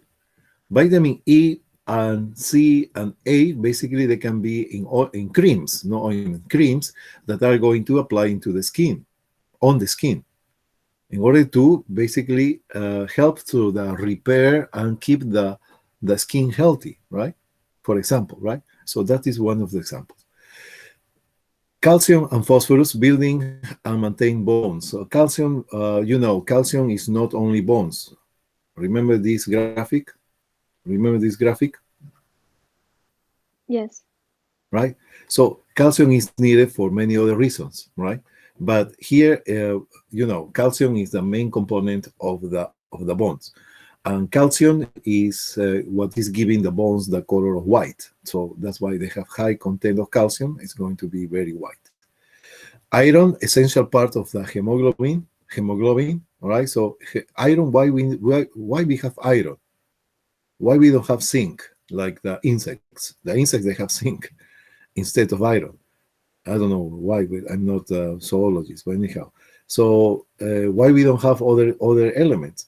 Because iron, it have high affinity to oxygen.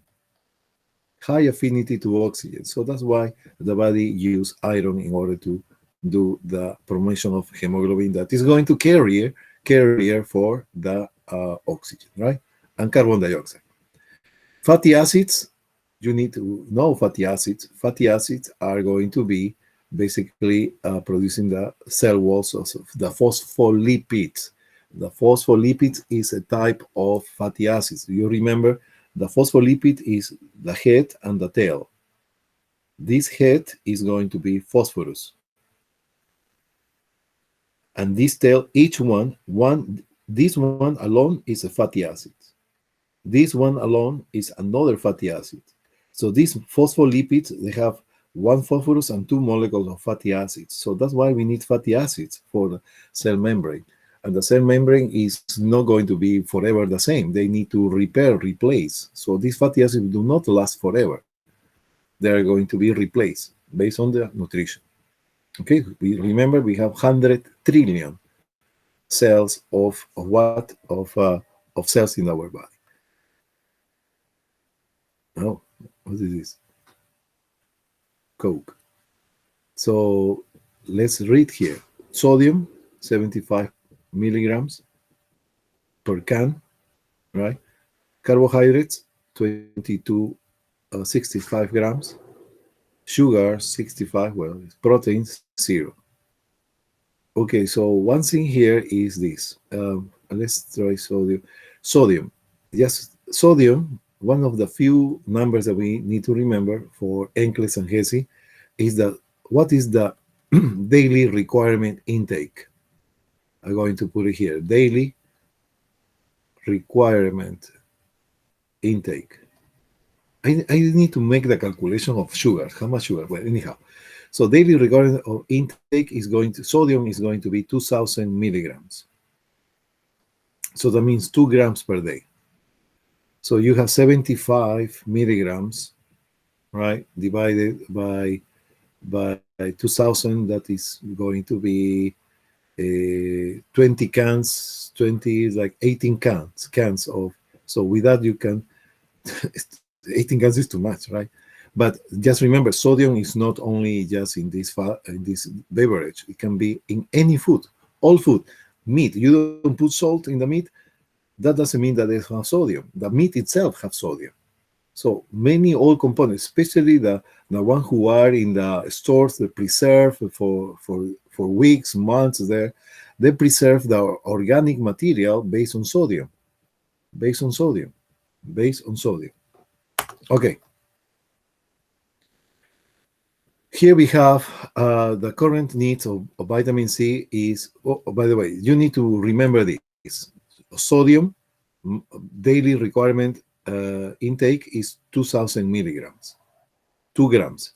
When you have hypertension, you're going to decrease the intake of sodium. Why? Because sodium retain water. What means retain water? The water go into the vascular space, produce increase of cardiac output, increase the blood pressure. So you need to decrease the sodium. And the sodium for this type of patient with hypertension, they need to decrease about 50 to 60%. So that means about 1,000, 1,100. So that is, you need to cut in half the sodium intake, okay? Here, just you don't need to remember the sodium, 75 to 90 milligrams. But what I want to tell you is this, that orange juice is very important to take every day because of the vitamin C. Vitamin C, you remember, we have the soluble vitamins are the A, D, E, and K. So they are going to be E, D, and K, fat soluble. Why is it important to know fat soluble? Because fat soluble, can you mix oil plus oil? Can you mix that? Yes. Oil plus oil? And there's no difference, right? But if you mix oil plus water, you can mix it, but later on they're separate. Yes or no? Yes. Yeah. Okay? So when you put oil or some fat soluble with another fat soluble, they are going to combine very easy. They are going to join together. And what happened with this vitamin A, D, and K that are fat soluble, they can pass easily the cell membrane, because the cell membrane is basically of phospholipids, is fat. So the vitamins can pass very easy. But the other vitamins, like the vitamin B, some of them, and the vitamin C is a water soluble. So it's going to be repelled by the fat. So the vitamin C is going to be very difficult to pass to the cell membrane. So that's why the vitamin C is going to be excreted, because if water soluble, they go to the urine. So basically, we need everyday supply of vitamin C, every day. So that is important. Vitamin C is going to help you to produce the collagen, make you younger, keep you younger, right? You cannot be younger than you are. Nobody can do that. But it's going to keep your youth longer time. And vitamin C is going to be used as antioxidant. Antioxidant means that it's going to protect the cell. So this is a cell. This is an oxidant that are going to destroy the cell. But the vitamin C is sweeping out the cell. So that sweeping out the free radical. So that means that it's going to keep you younger. See? So many things are implied in this stuff.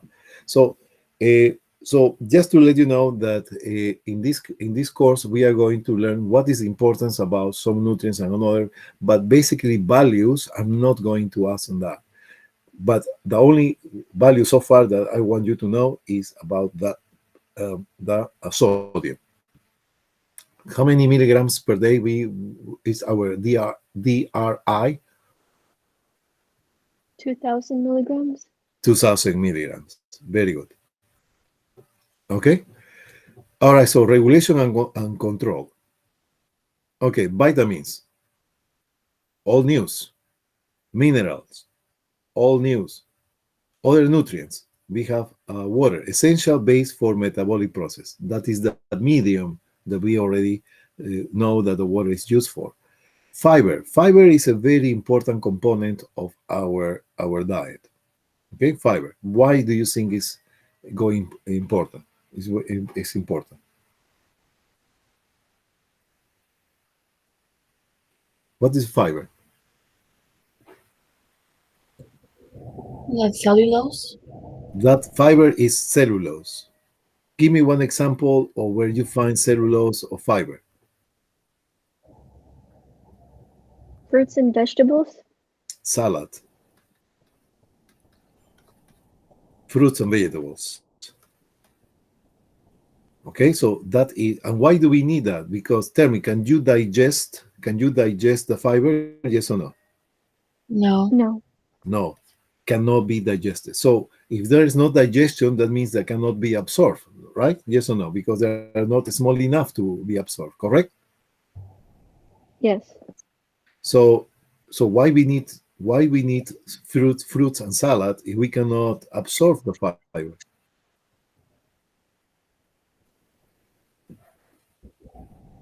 Right? Why we need okay, stool formation, okay, stool formation. Okay. The fiber basically is the stools are formed by fiber, right? And that is one of action. But what else is happening with the fiber?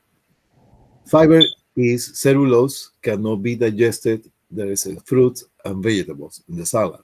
So why do we need to eat so much salad in our diet?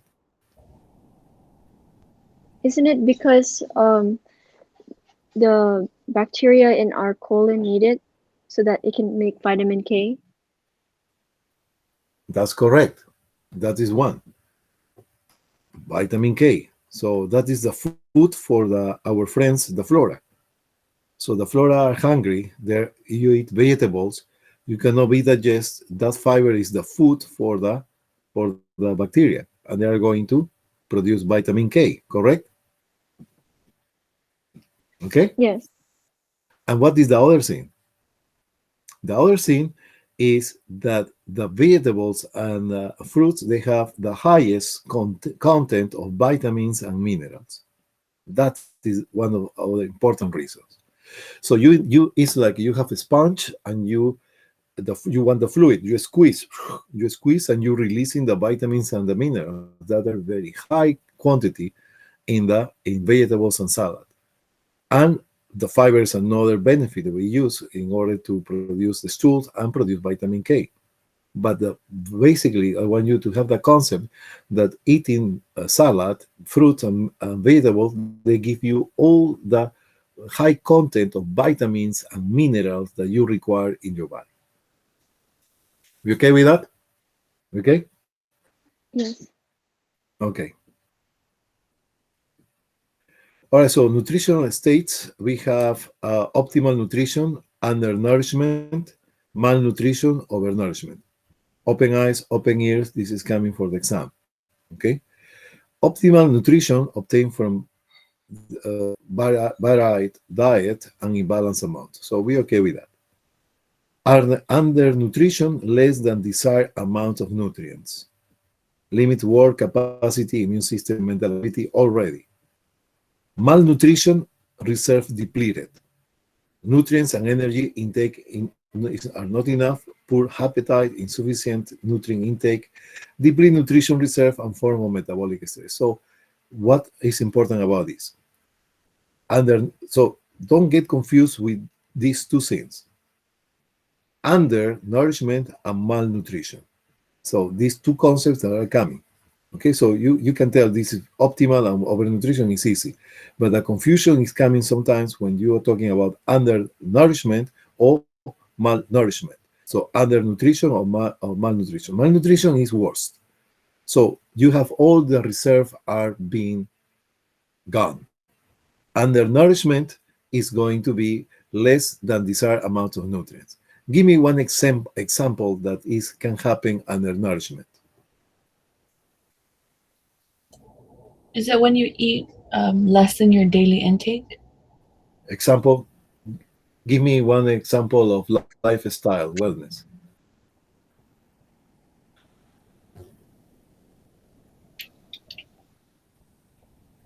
If you forget to eat your breakfast. Okay, that's a good try. Anorexia?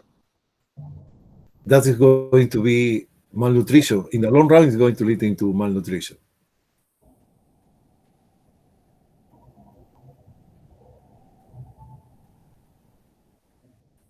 Can I get a letter A? There's A there. Oh, vegan. Vegan. Excellent. There you are. Vegan, right? Vegan doesn't mean that it's malnourished, right?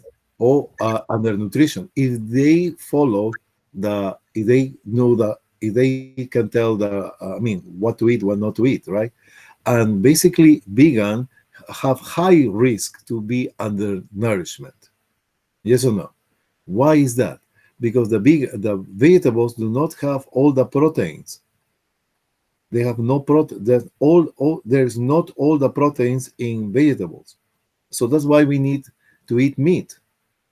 We need to eat mammals. Unfortunately, I wish humans will be able not to eat animals anymore, right? It kind of okay. Anyhow, so not protein. So vegan. So vegan, they have different type of vegan. Ovo vegan. We have lacto vegan, ovo lacto vegan. Vegan itself, vegan is no proteins at all in any way. And just to let you know that we have the tofu, and the other one is soybean. Those are the only one that are having the proteins that some of the proteins that other vegetables doesn't have. The tofu and the soybean are going to be needed in order to replace those needs.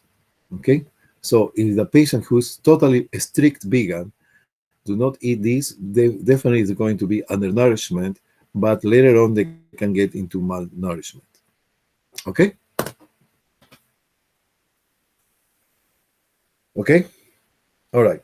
So overnutrition, we have excess of nutrients.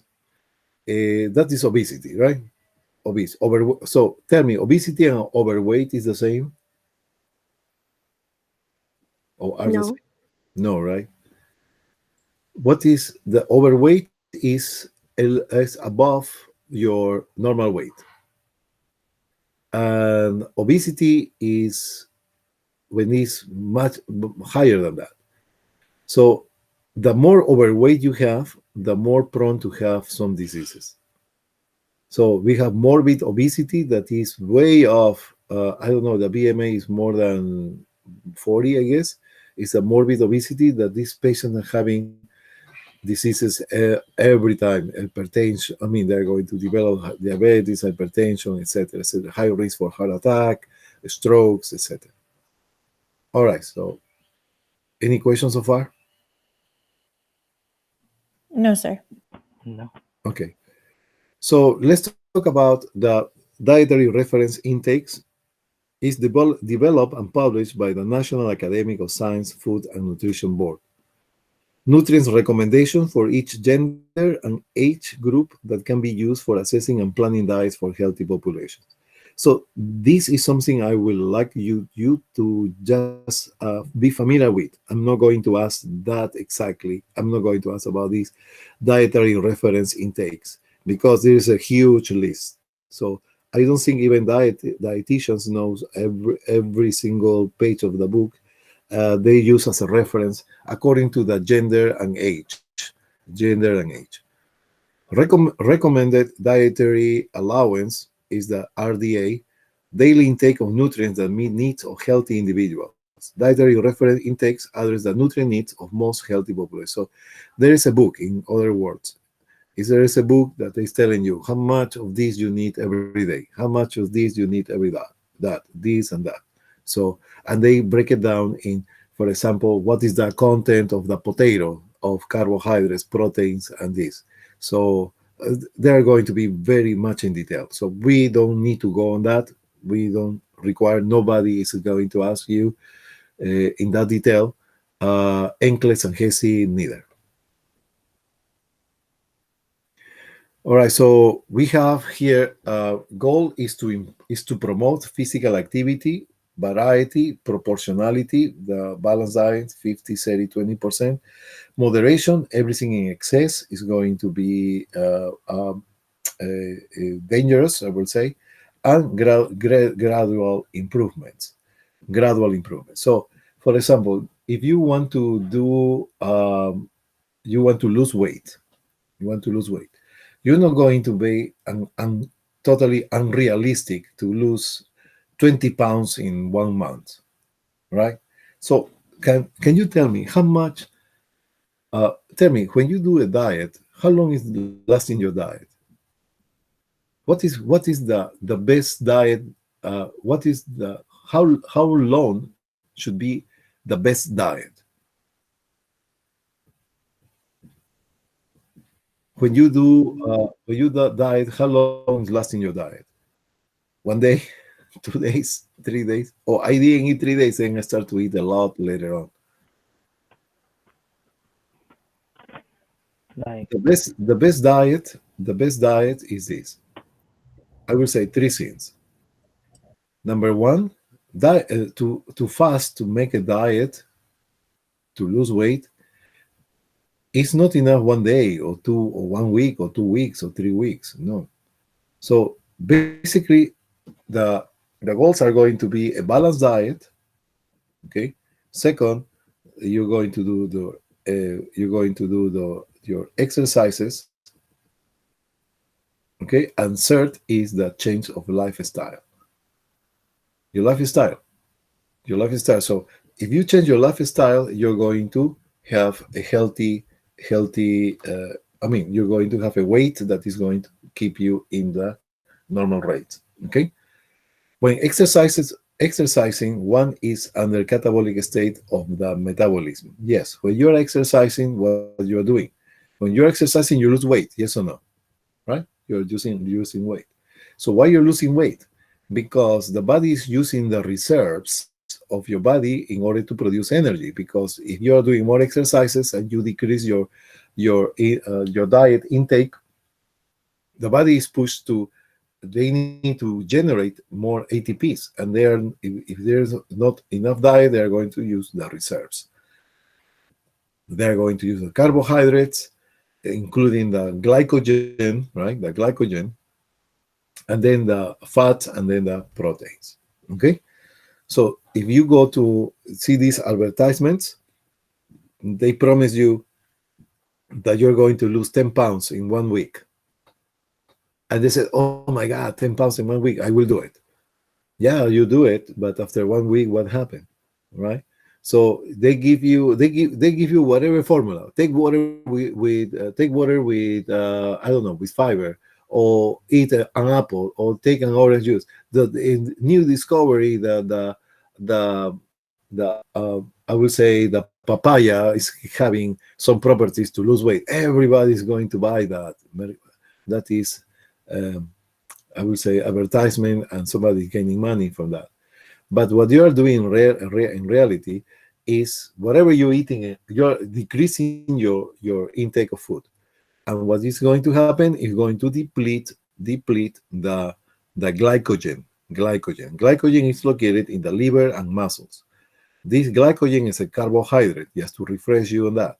Glycogen is a polysaccharide, right? That is the molecule of glycogen contains thousands and thousands of molecules of glucose.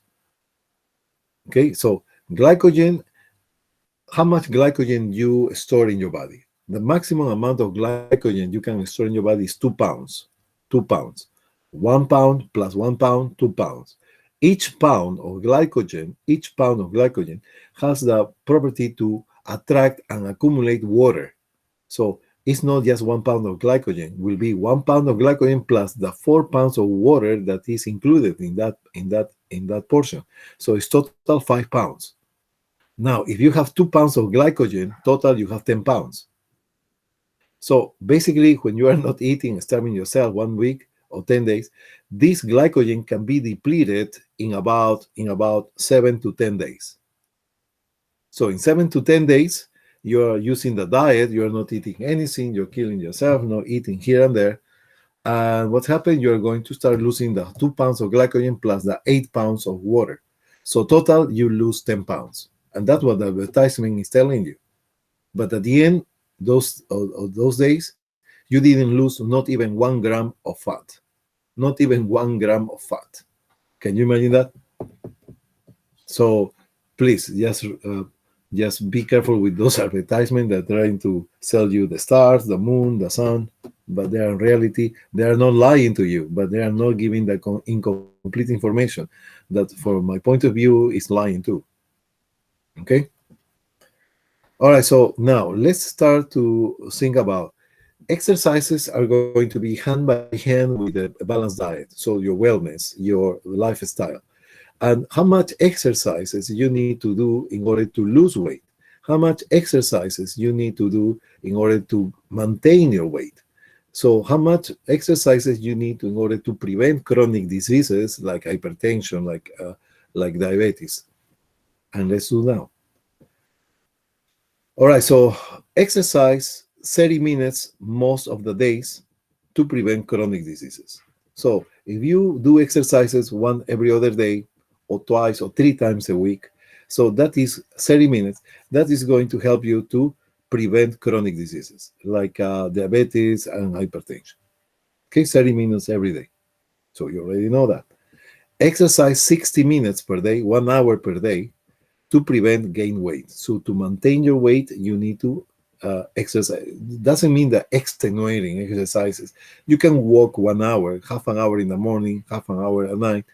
Now I discover, because I have my American Bully dog, that I need to make them walk at least 1 hour twice a day, or sometimes 3 times a day, and that is exercises. So in order to prevent gain weight, so I'm preventing to gain weight. By the way, I lost already weight. Yeah, I lost already how much? I have my dog 6 months, so I lost like 12 pounds already, and it's the same. I don't gain and I don't lose weight. Now, if you want to lose weight, you need to do moderate exercises, about 60, more than the previous one, 60 to 1 hour and a half to sustain weight loss, okay? So that's our question for the exam. Now, if you have, this is exercises, right? But your diet, if your plate is like this, with 50 and 30 20%, now your plate need to be like this, smaller, but keep going without 50, 30, and 20%. Is okay? We okay with that? Yes. Yeah. Yes. Excellent. So I'm giving you the whole idea about this. Changing, thank you so much. Changing food environment, heighten reliance on fast, proceed and bring. What is this? Okay, so survey indicates malnutrition in health. Fast food, yes. Okay, fast food. When was the last time you went to fast food?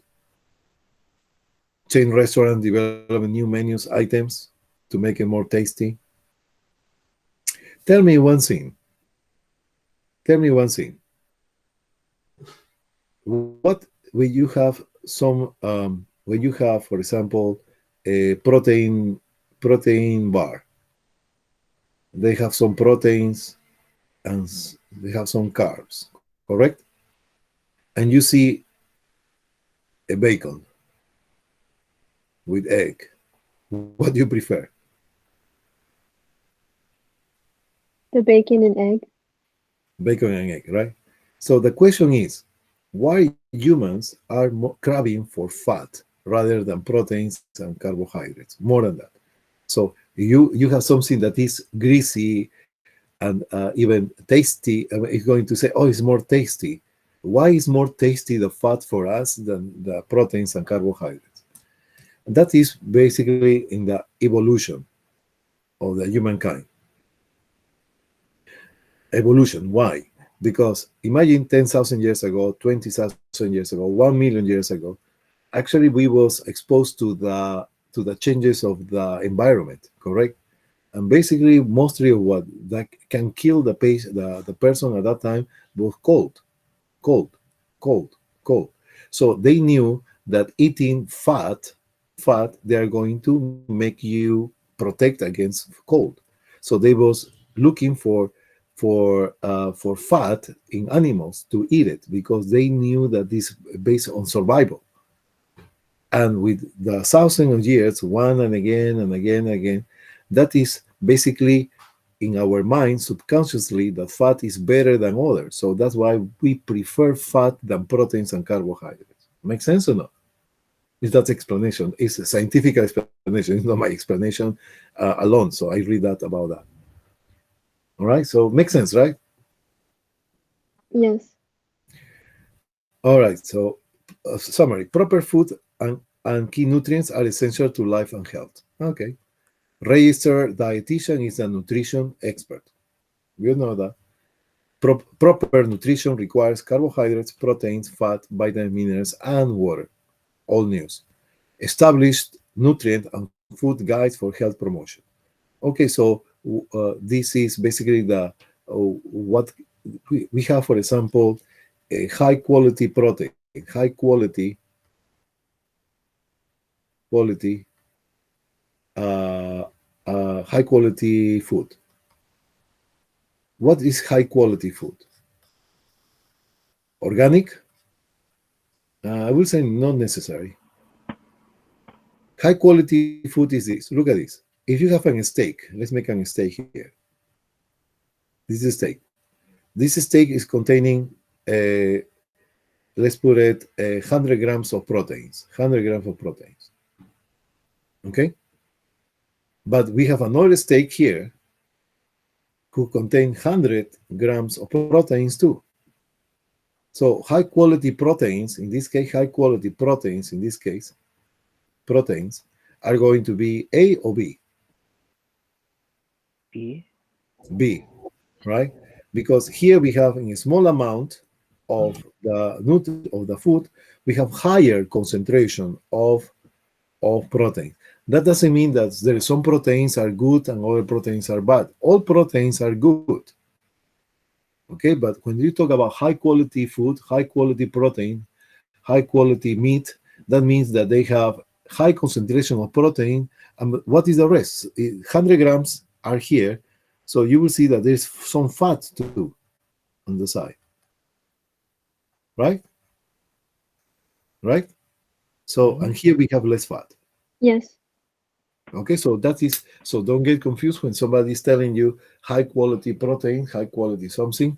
That doesn't mean that it's better proteins than others. They have proteins, but they have a more density, more concentration of proteins in a small amount. Okay, we got it? So Dr. G, the quality of food is measured by the concentration of nutrients. Yeah, absolutely. Yes, you got it. Okay, thank you. Sure. Okay, so my plate. So I'm not going to go into this too much, but let's see. The goal of my plate, food guide, is to promote variety, proportion, moderation, gradual improvement, and physical activity. Okay, my plate. So my plate is like a movement, like a courses about my plate. They promote balanced diet and diet, in other words, right? But remember, you can add here the changes of lifestyle, the wellness of the patient. Okay. All right, prevention. Okay, my plate food guidance system. Okay, so that is what we are talking. Do you notice? I don't know. My microwave have this, and I didn't know until probably a few years ago. This is my microwave. Here is the handle, whatever. And here we have a clock here, and we have the menu, right? The menu. And here we have to push the button out. And some of these buttons, they put my plate here. This picture. If you see your microwaves, don't your microwave have this kind of my plate in one of the buttons? Probably you didn't notice. No. So No. No? Okay. So some microwaves have that. There's a my plate here. And what is this? This my plate is when you put your plate to heat it up, they are putting inside, and they heat it up in a way that is not going to destroy the content, the proteins, the carbohydrates, and the fats. So they heat it up in a way that are not going to destroy the vitamins and minerals, because you know vitamins and vitamins especially are going to be destroyed by the heat. They can be destroyed. So that's why when you boil you boil vegetables, you want them a little bit crunchy. You don't want too fluffy, because that means that the vitamins are gone. You don't want to boil an egg half an hour. The heat is going to destroy the vitamins of the egg. Basically, you are eating just carbs. Okay. All right. So that's general things.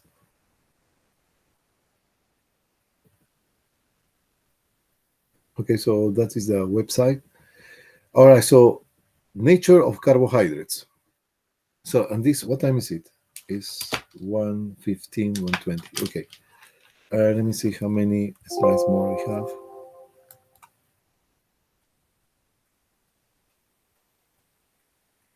Okay, we are going to carbohydrates. Yeah, proteins are coming for lecture 2. Okay. So we are going to talk about carbs and fats now.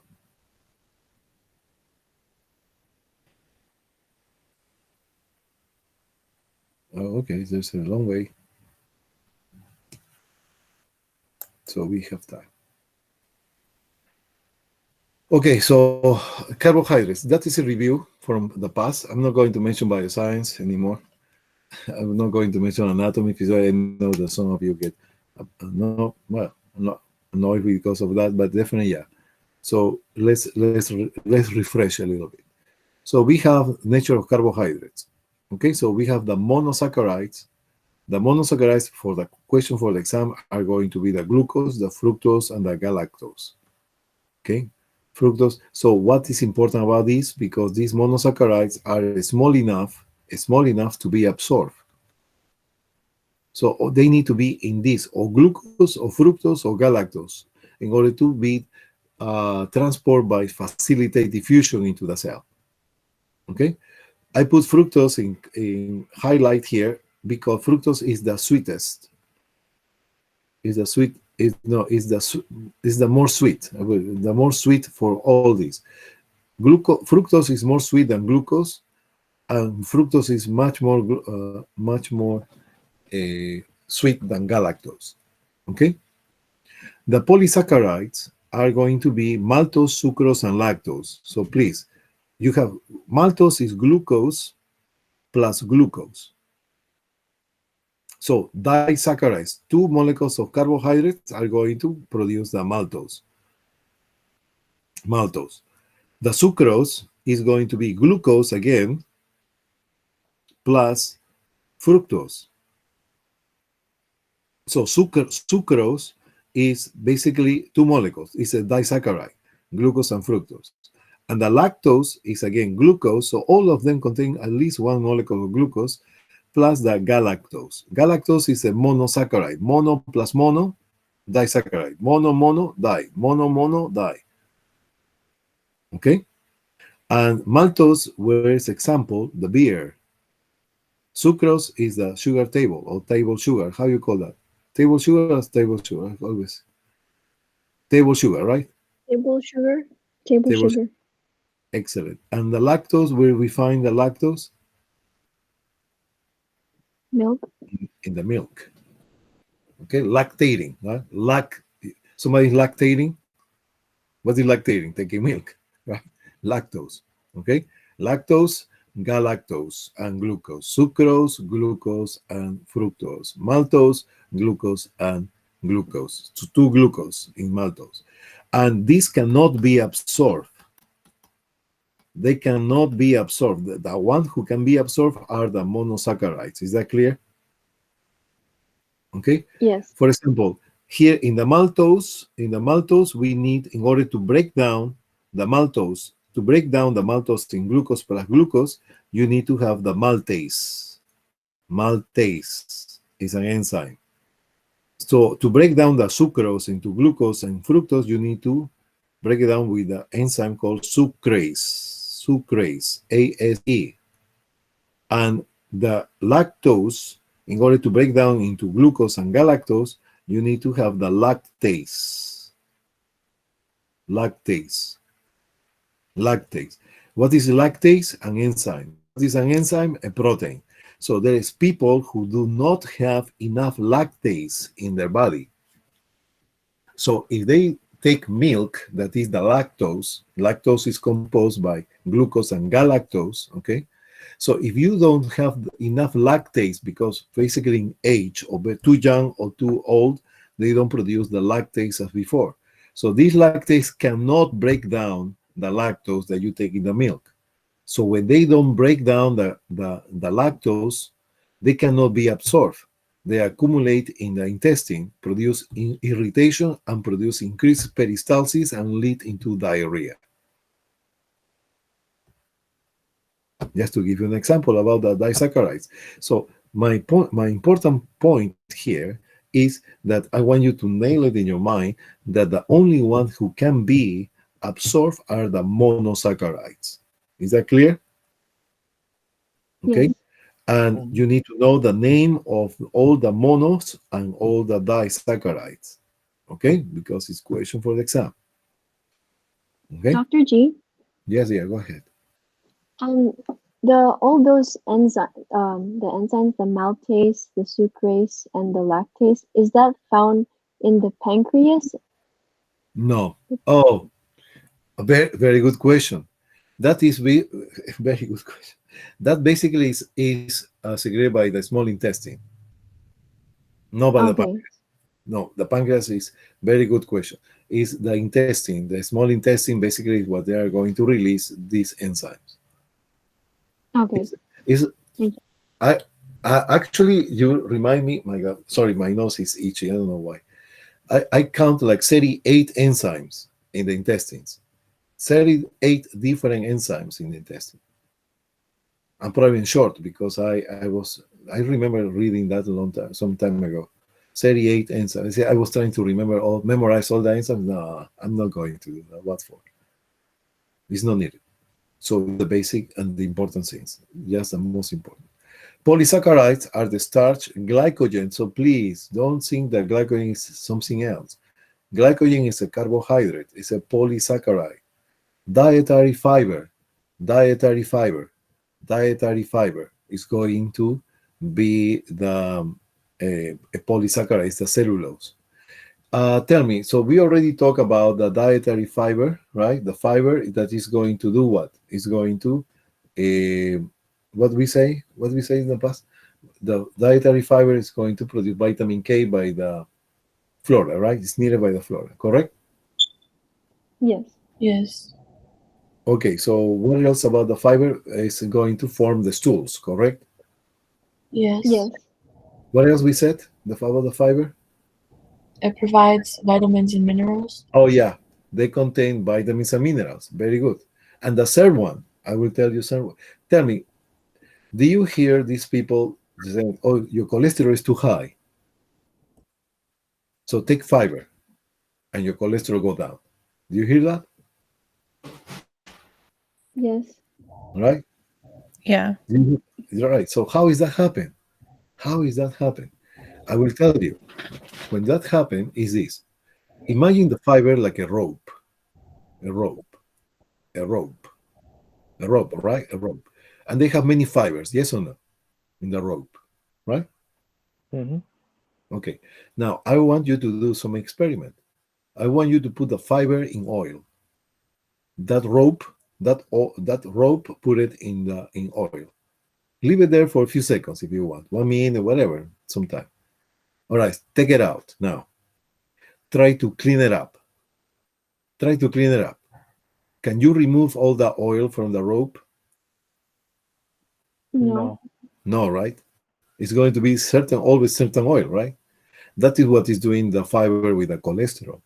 Cholesterol is going to get trapped into the fibers, and they are going to be excreted by the stools. So that's why fiber can decrease the cholesterol in your body. Nice, right? So how much Dr. fiber G, should you have? can you say that one more?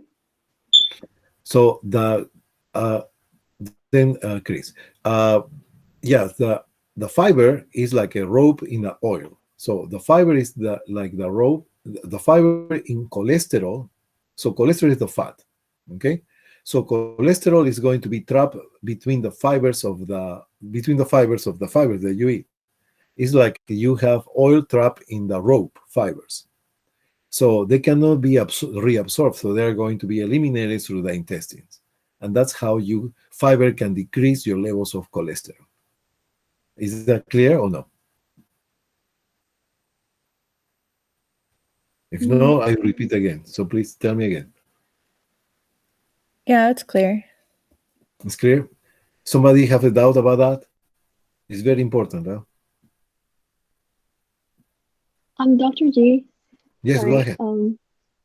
This it doesn't matter. You know how there's LDL and HDL?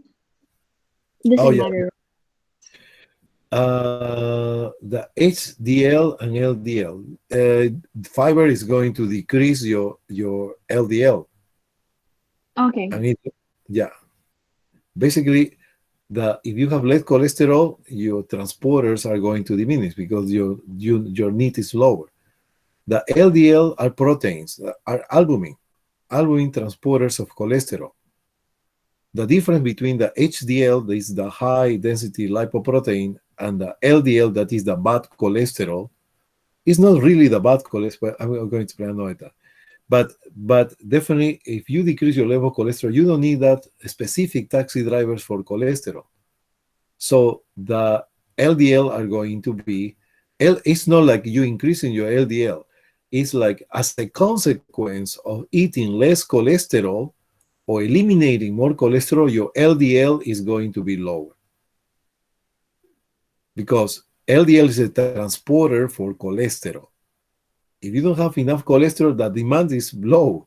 So you don't need that much transportation. So LDL go down. Okay with that? Yes, thank you. Okay, perfect.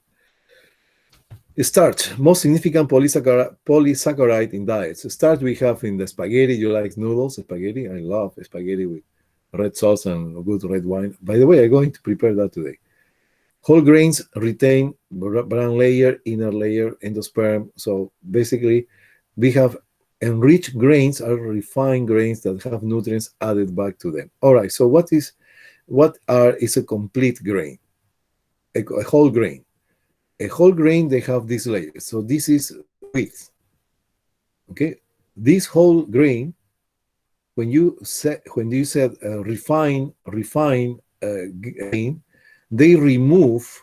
So listen, a no refined, I would say no refined and refined grain. The refined is totally white. Do you notice that? Mm-hmm. And the entire wheat, entire or complete or whole wheat is called whole wheat, or non refined is more darker. Yes or no? Yep. The non refined, that means that they contain here with the fecula. So what this means, this is the starch inside, and what is outside is the cover that is basically proteins. And non refined, it means the whole grain. So it's proteins and starch. So, and that is going to give the color dark because of this cover of the grain. And the refined is going to be when they remove the protein and they give you only the starch. So which one is better to eat? The whole grain? The whole grain, right? Because they have proteins and the starch, right? And the refined is when they remove the refined wheat or flour, whatever they call. They are going, the refined flour is totally white. The not refined flour is more darker. Do you notice that? Because they have more content of proteins that not refined. The taste is different, a little bit different at the time you cook your whatever you need to cook. So, but basically, people want to use the refined, but the not refined is more healthy. When you have refined, but enrich is enrich refined grain, right? Do you hear that? Enrich refined grain. Yep. Yes. Enrich means that they put in purpose, in addition, some extra vitamins. So refined. So the best to eat is the not refined. Second, I will say is the refined plus the enrich, and the refined alone is actually the less nutrients you have. Okay. Yep. You okay with that? Okay. Mm-hmm. All right. So if you have a problem to put together the names, here we have. I don't know why I put this. Probably because it was weird to find. I don't like it. Okay. All right. So glucose and glucose, maltose, galactose and glucose, lactose, fruits and glucose are going to be the sucrose. And we need to have one example of each of them. Maltose, beer; lactose, milk; sucrose, table sugar. Okay. Starch. And what is this?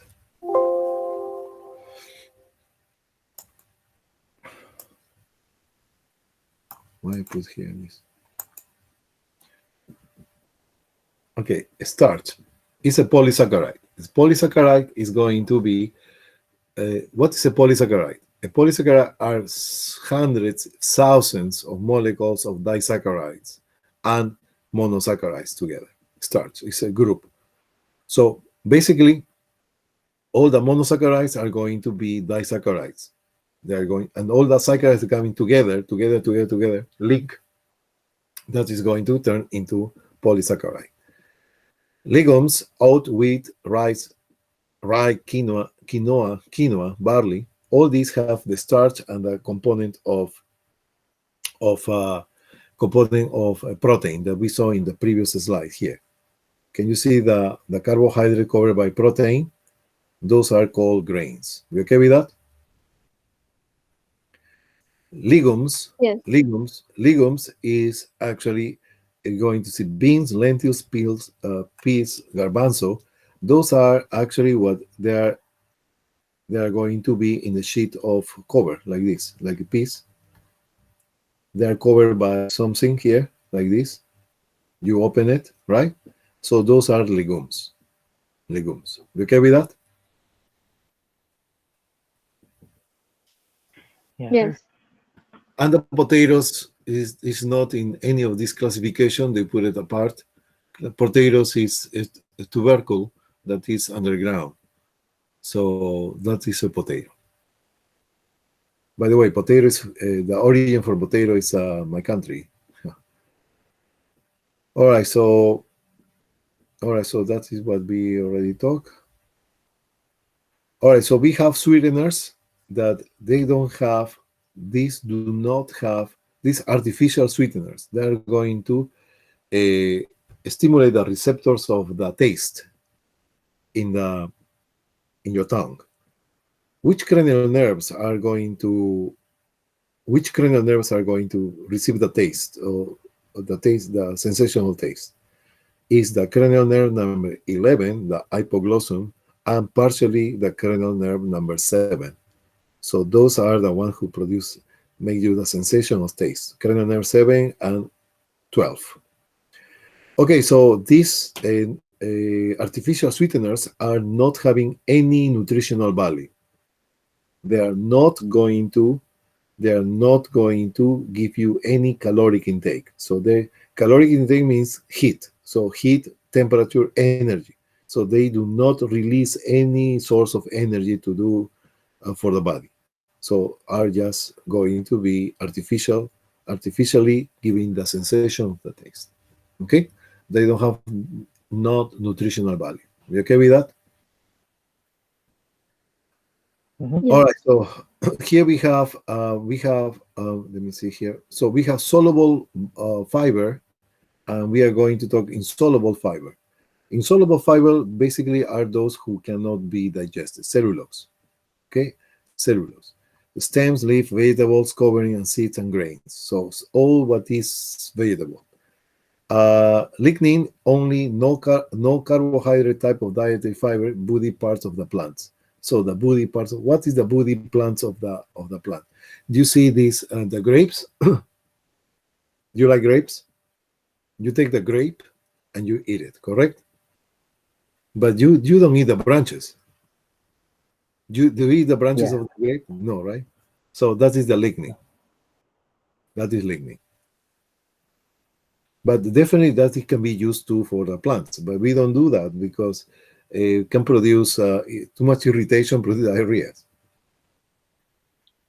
High dietary high diet a diet high in dietary fiber decrease your risk of some diseases. Lower the cholesterol. We already know why, right?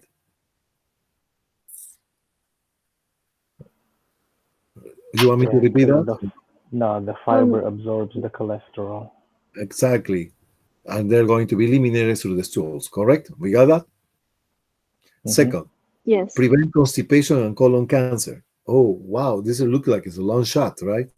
But we can explain that. So people who have family risk for colon cancer, they need to eat a lot of fiber because that is going to decrease the risk of cancer, colon cancer.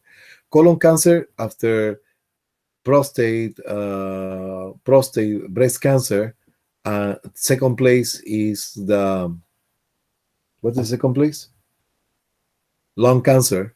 So, all right. So the incidence, the more cases of cancer we have in the United States are number one, breast cancer. Number one, very close to is prostate cancer in male. Second place for both genders are going to be lung cancer. And the third place is going to be colon cancer. Third place is colon cancer. So what is this colon cancer? Colon cancer, just to let you know, after 50 years old, you need to have a colonoscopy. They are going to have an overgrowth of the lining of the colon. But likely that is a slow growth. But there's a moment they can invade the deeper tissue, producing metastasis of colon cancer. How long is taking? About 5 years, the growth. So you need to have, after 50 years, you need to have your colonoscopy. And then they're going to ask you to come back in 3 years, 5 years, or 10 years, depends. They remove the polyps. Polyps are overgrowth of the lining of the mucus of the colon. All right, so what is this happening here? First of all, the fiber is going to be like a bulk forming of the stools.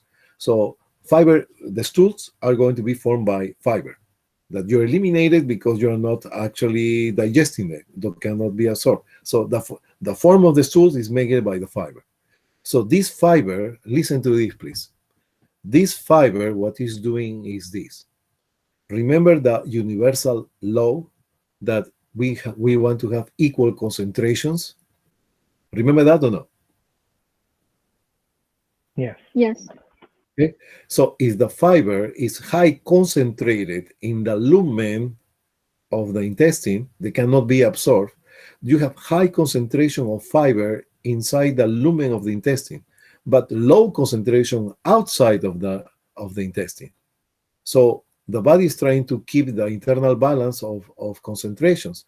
So, and what is going to do? Because the fiber cannot be absorbed to decrease the concentration in the intestine, what is going to do the body? The body is going to take water and trying to dilute the fiber inside the intestine.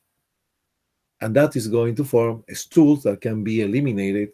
They are not so solid, they are not so watery, but the fiber is going to attract water in order to do the stool. You okay with that? So there is some people, do you hear about the metamucil, the phycillum, metamucil, the citrusel? Do you hear about that? Those are poor fiber.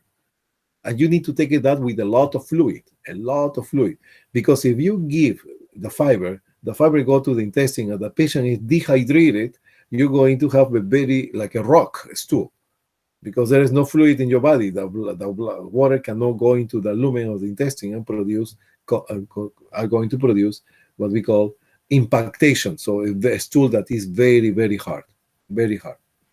Okay, so taking fiber, you need to take regular amount of fluid. How much fluid do you need a day? You need a day about 1,500 mLs of fluid. It's like 2 bottles of wine. No, well, 2 bottles of 750 mLs of fluid. Minimum a day. Minimum a day. So that is the amount of fluid you need to take a day. Don't forget that we have fluid in the soup, we have fluid in the meat, we have fluid in the rice, we have meat in the potato, any place, any food, they have some fluid. So that count too.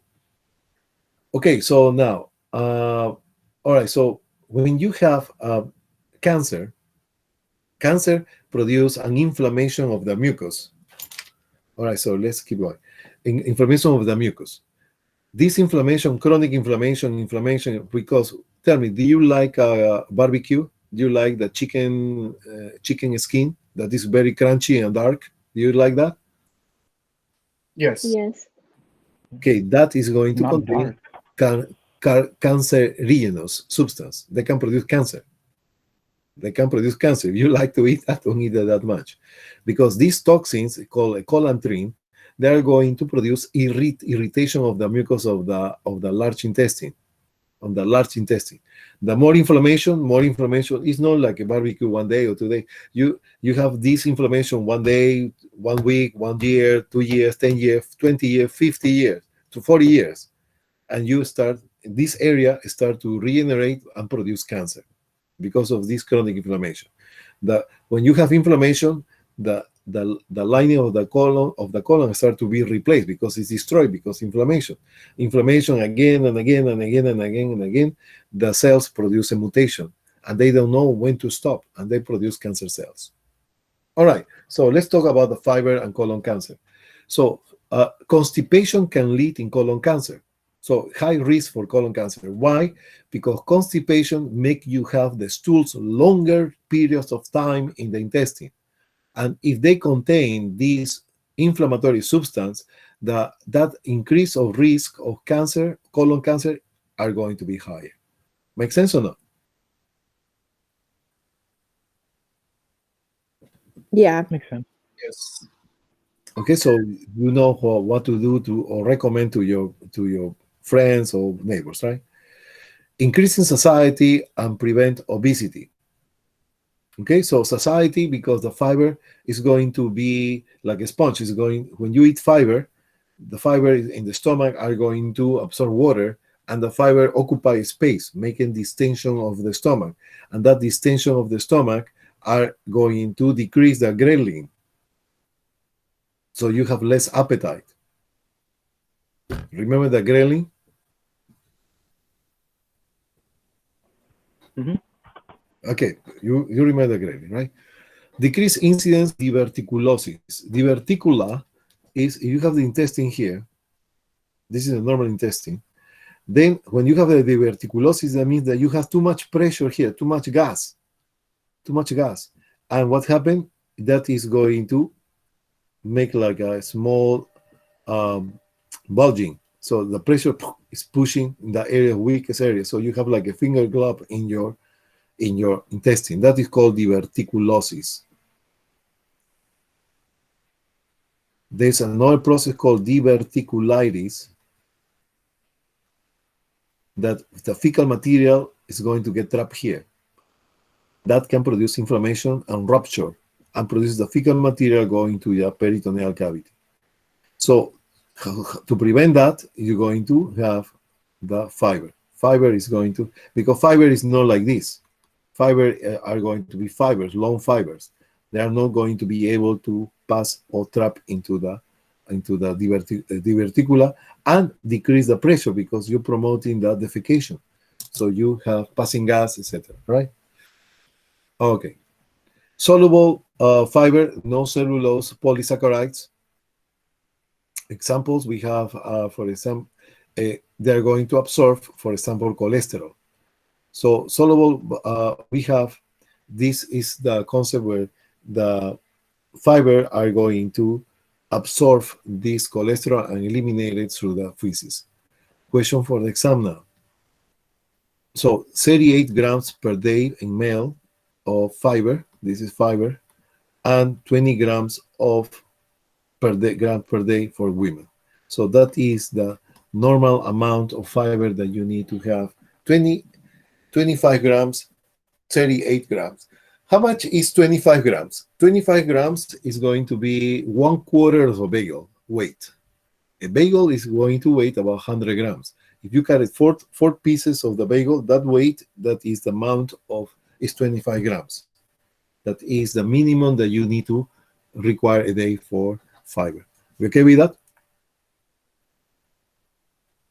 Yes. Yep. Okay. Okay. A special tissue function of the carbohydrates, we have the liver. The liver is the place where they are going to get deposited glycogen, basically glycogen.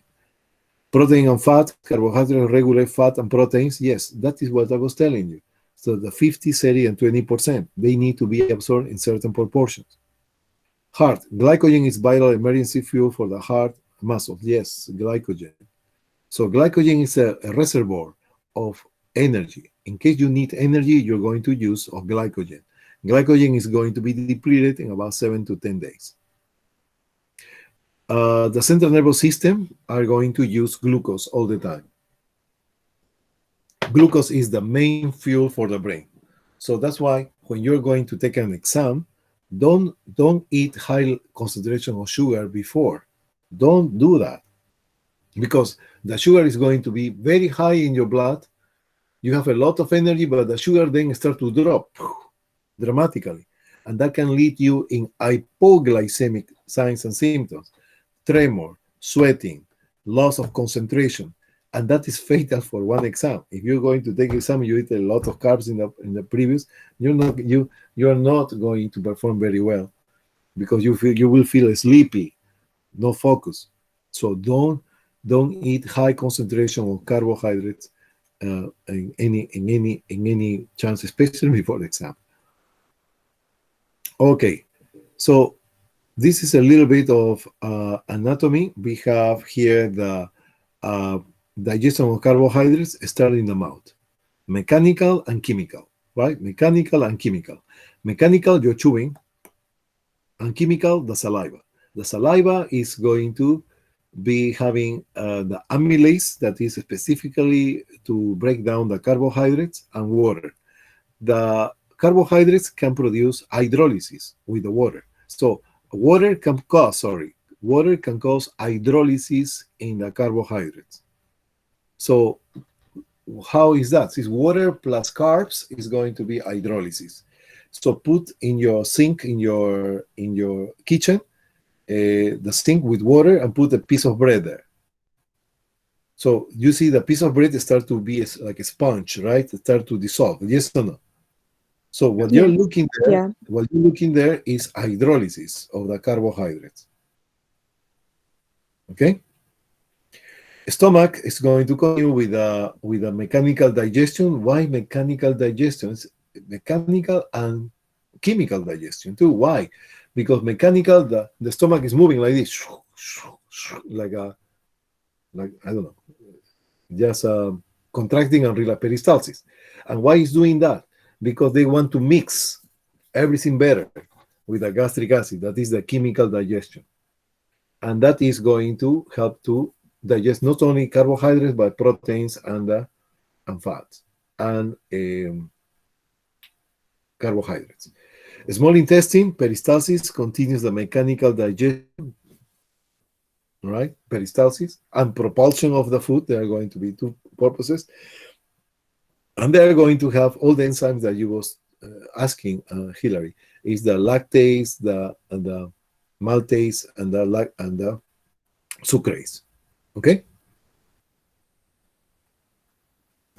All right, so this is the same we have here. 45 to 65% of the carbohydrates are going to be needed for the in your dietary. Okay. Okay, so this is the summary of what we already talked one by one. And let's finish with phospholipids. Okay. Okay, so I will say this. Okay, perfect. So for fat, this is the classification that we have, but definitely for fat, I want you to remember this: phospholipids, triglycerides, and cholesterol. Period. That's it. So all these, we have lipoproteins, etc. The fatty acids are going to be categorized as phospholipids and triglycerides. But for MedSearch, for HESI, this is the 3 enough. That is where you include all the type of. There's different books that have different type of classification. Don't go on that. Just follow this 1, 2, 3. Okay. Okay. So fatty acids. This is a review from previous fatty acids. The fatty acids. Sorry, this is fatty acids. Sorry, fatty acids, triglycerides, and cholesterol. Okay, let me make a summary here. Okay, so here we have the lipids or fat. You can say either way, fat or lipids. They're going to go into phospholipids in the fatty acids, and they're going to be triglycerides, and then we have here cholesterol. Just to give you something extra information, cholesterol normal values are going to be less than 200 milligrams per deciliter. And triglycerides, normal values should be less than 150 milligrams per deciliter. Okay?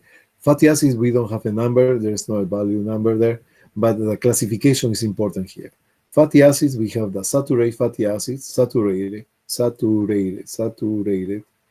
and the unsaturated fatty acids, right? Yes or no? Yeah. The Yes. unsaturated, remember, is the vegetable oil, because they have a double bond. Remember the double bond? Yes. No? And the saturate is the animal oil.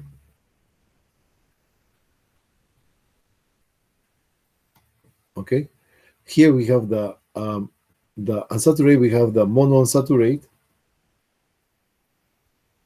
and the polyunsaturated.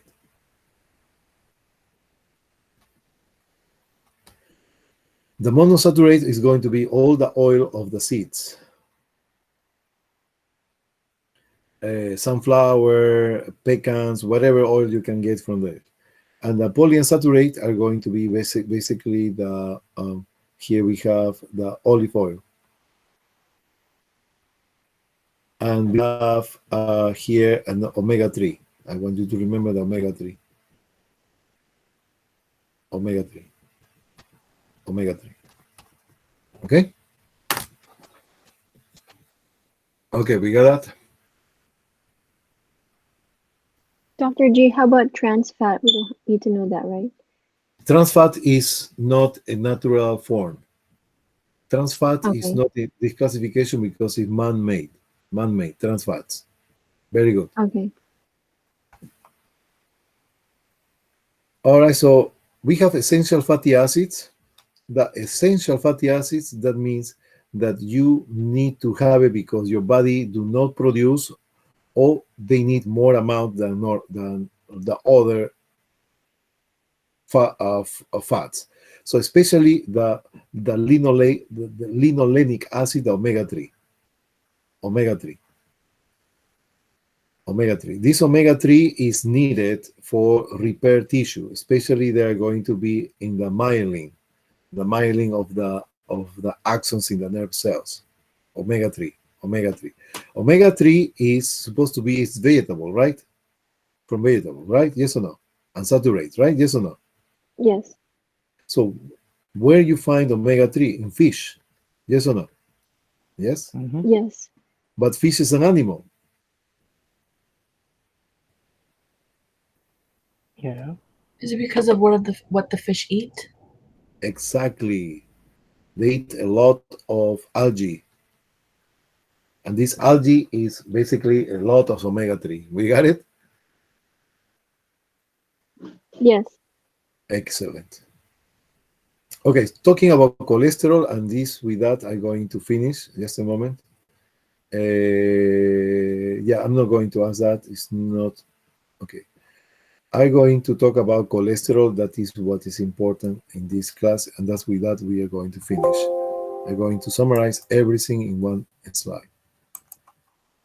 Cholesterol is very important, okay? So give me 5 minutes, can you, please? Okay. Cholesterol sources. Number 1, diet. Number 2, liver, especially at night. At night, increase the production of cholesterol. Okay? Cholesterol, we have two sources, diet and your liver. Your liver produces cholesterol. Okay? Why do we need cholesterol? Cholesterol we need for different reasons. Number 1 is part of the cell membrane.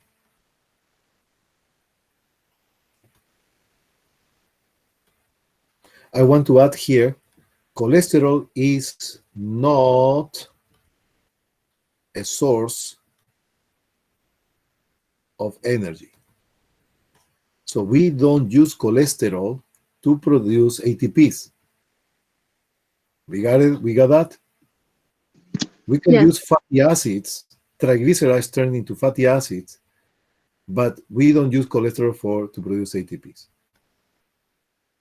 Okay? Perfect. So number 1. Number 2, cholesterol is needed for the to produce the adrenal gland hormones. We need cholesterol to produce cortisol, the stress hormone. We need cholesterol to produce aldosterone.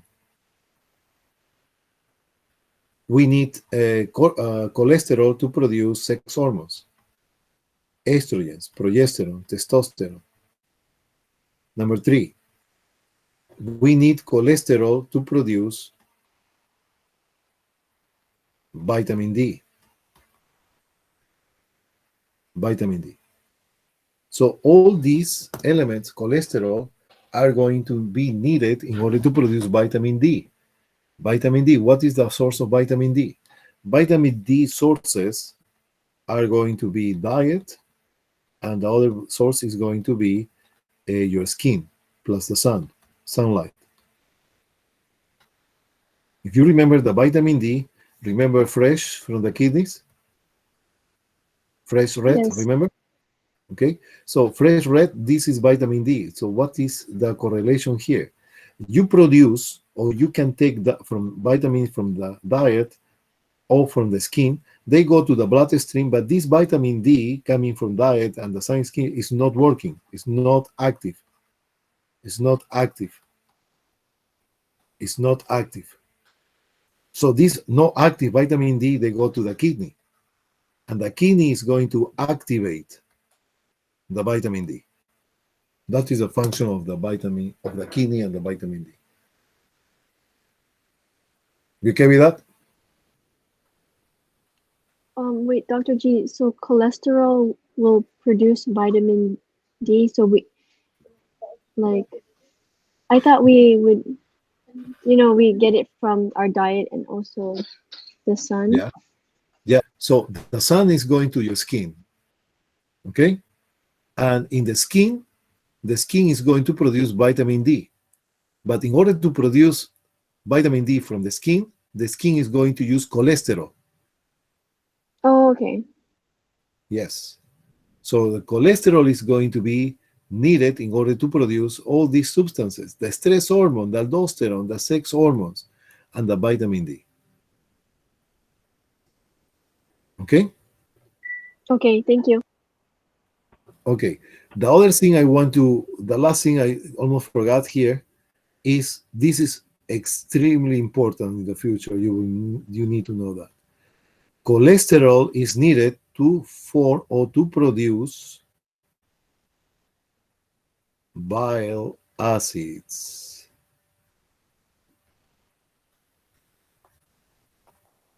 Bile acids. What is the importance of the bile acids? Emulsification of fat. Diet. Exactly. So how important is anatomy, right? Just to remember. So this is not new. This is already known. So we have basically 4 functions of the cholesterol that I want you to remember. Part of the cell membrane, the cholesterol, we cell membrane is the main component of the cell membrane is going to be phospholipids and proteins. We learned that before, right? In addition to that, the cell membrane is going to contain some carbohydrates and some cholesterol. Okay, cholesterol is going to give the rigidity enough for the cell membrane. It's not like a gelatin can be broken very easy. Cholesterol is giving that endurance of the cell membrane. Then it's going to be needed to produce vitamin D. Then it's going to be needed for production of stress hormone, cortisol. We need cortisol. We need stress all the time. Yes, you open your eyes in the morning, you are stressed out already. Stress, not stress out, stress. Aldosterone. You know what is the function of aldosterone? Reabsorption of sodium in the kidney, right, to control the blood pressure, right? Blood pressure. And sex hormone, the estrogen, progesterone, testosterone. That is in the adrenal gland, but in the testicles and in the ovaries, we need cholesterol too, because the production of these hormones, they need always cholesterol. And the last one is to produce the bile acids. The bile acids are going to be emulsifiers that are going to be part of the bile. The bile. Remember, the bartender of the liver is the bartender that is going to put together a cocktail. The cocktail is going to be cholesterol, water, electrolytes, bilirubin, and bile acids. That is the bile.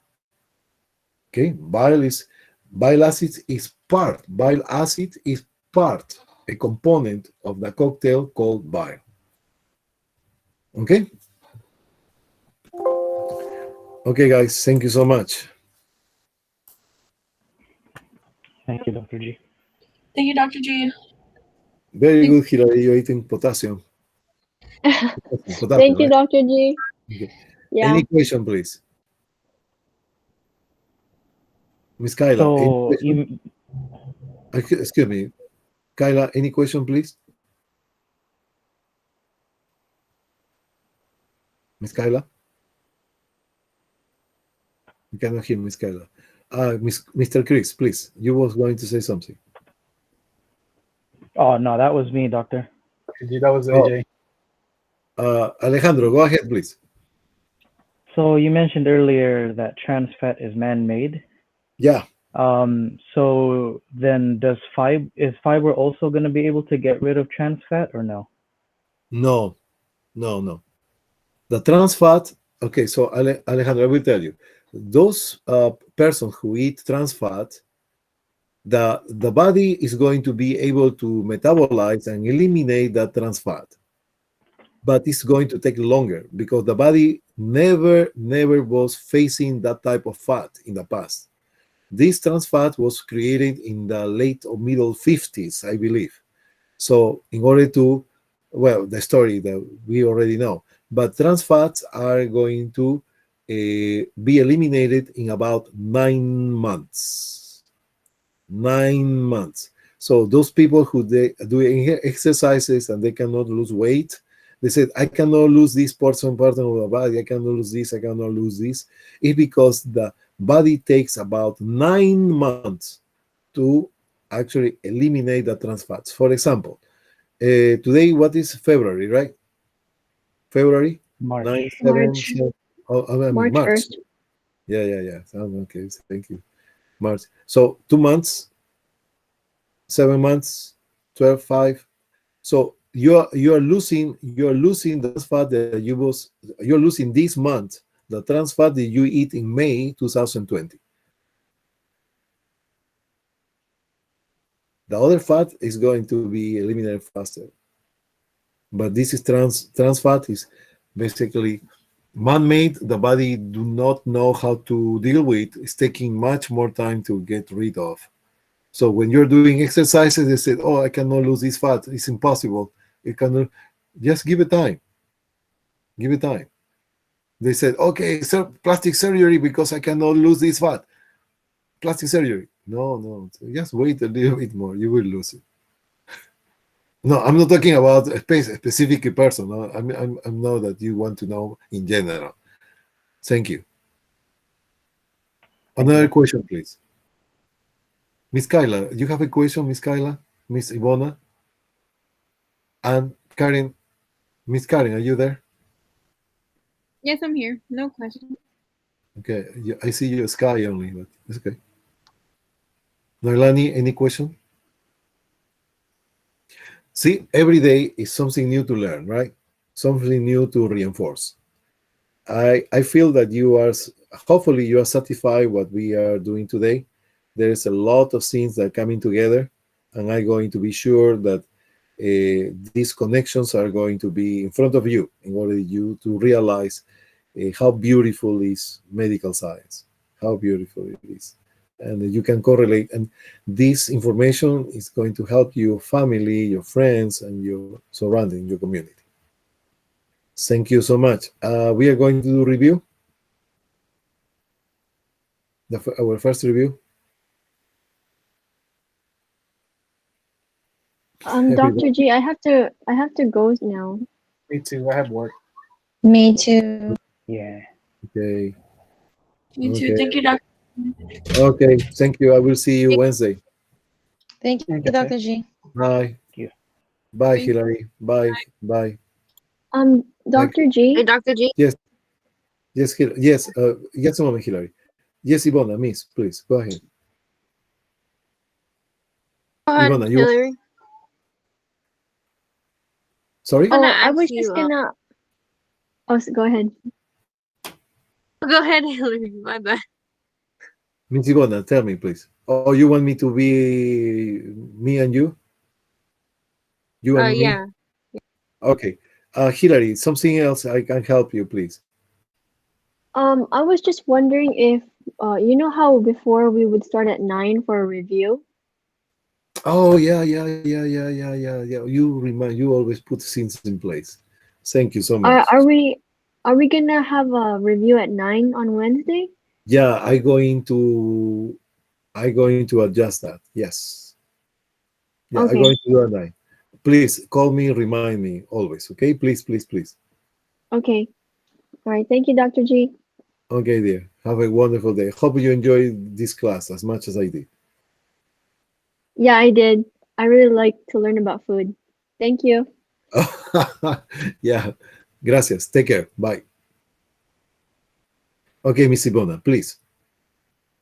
Oh, for Go ahead. Be open, please. the Anything you need. Tell me what I can do for you. for the makeup The makeup or the for the remediation? I forgot what it's called again. Remediation. The Remediation, yeah. remediation. Yeah, tell me. Yeah, that. I know how you said it was in March. Is it March 23rd or is it No, March 24th when you it's take it? okay. So I will tell you. I make a mistake on that group. It's 1 week before. Because if you see here, look at this. You see my screen? Oh, Can you see my screen? yes. So here we Mhm. have, it's going to be March 17. It's 21 days. Oh, March 7th. Oh, okay. Okay, March 17. All right, so tell me Okay, I was how wondering. I want Okay. to know how you are feeling about that.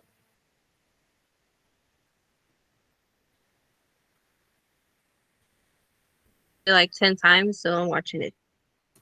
Okay, so I will have a session I'm with watching the you. thing a lot. Huh? So hopefully I pass.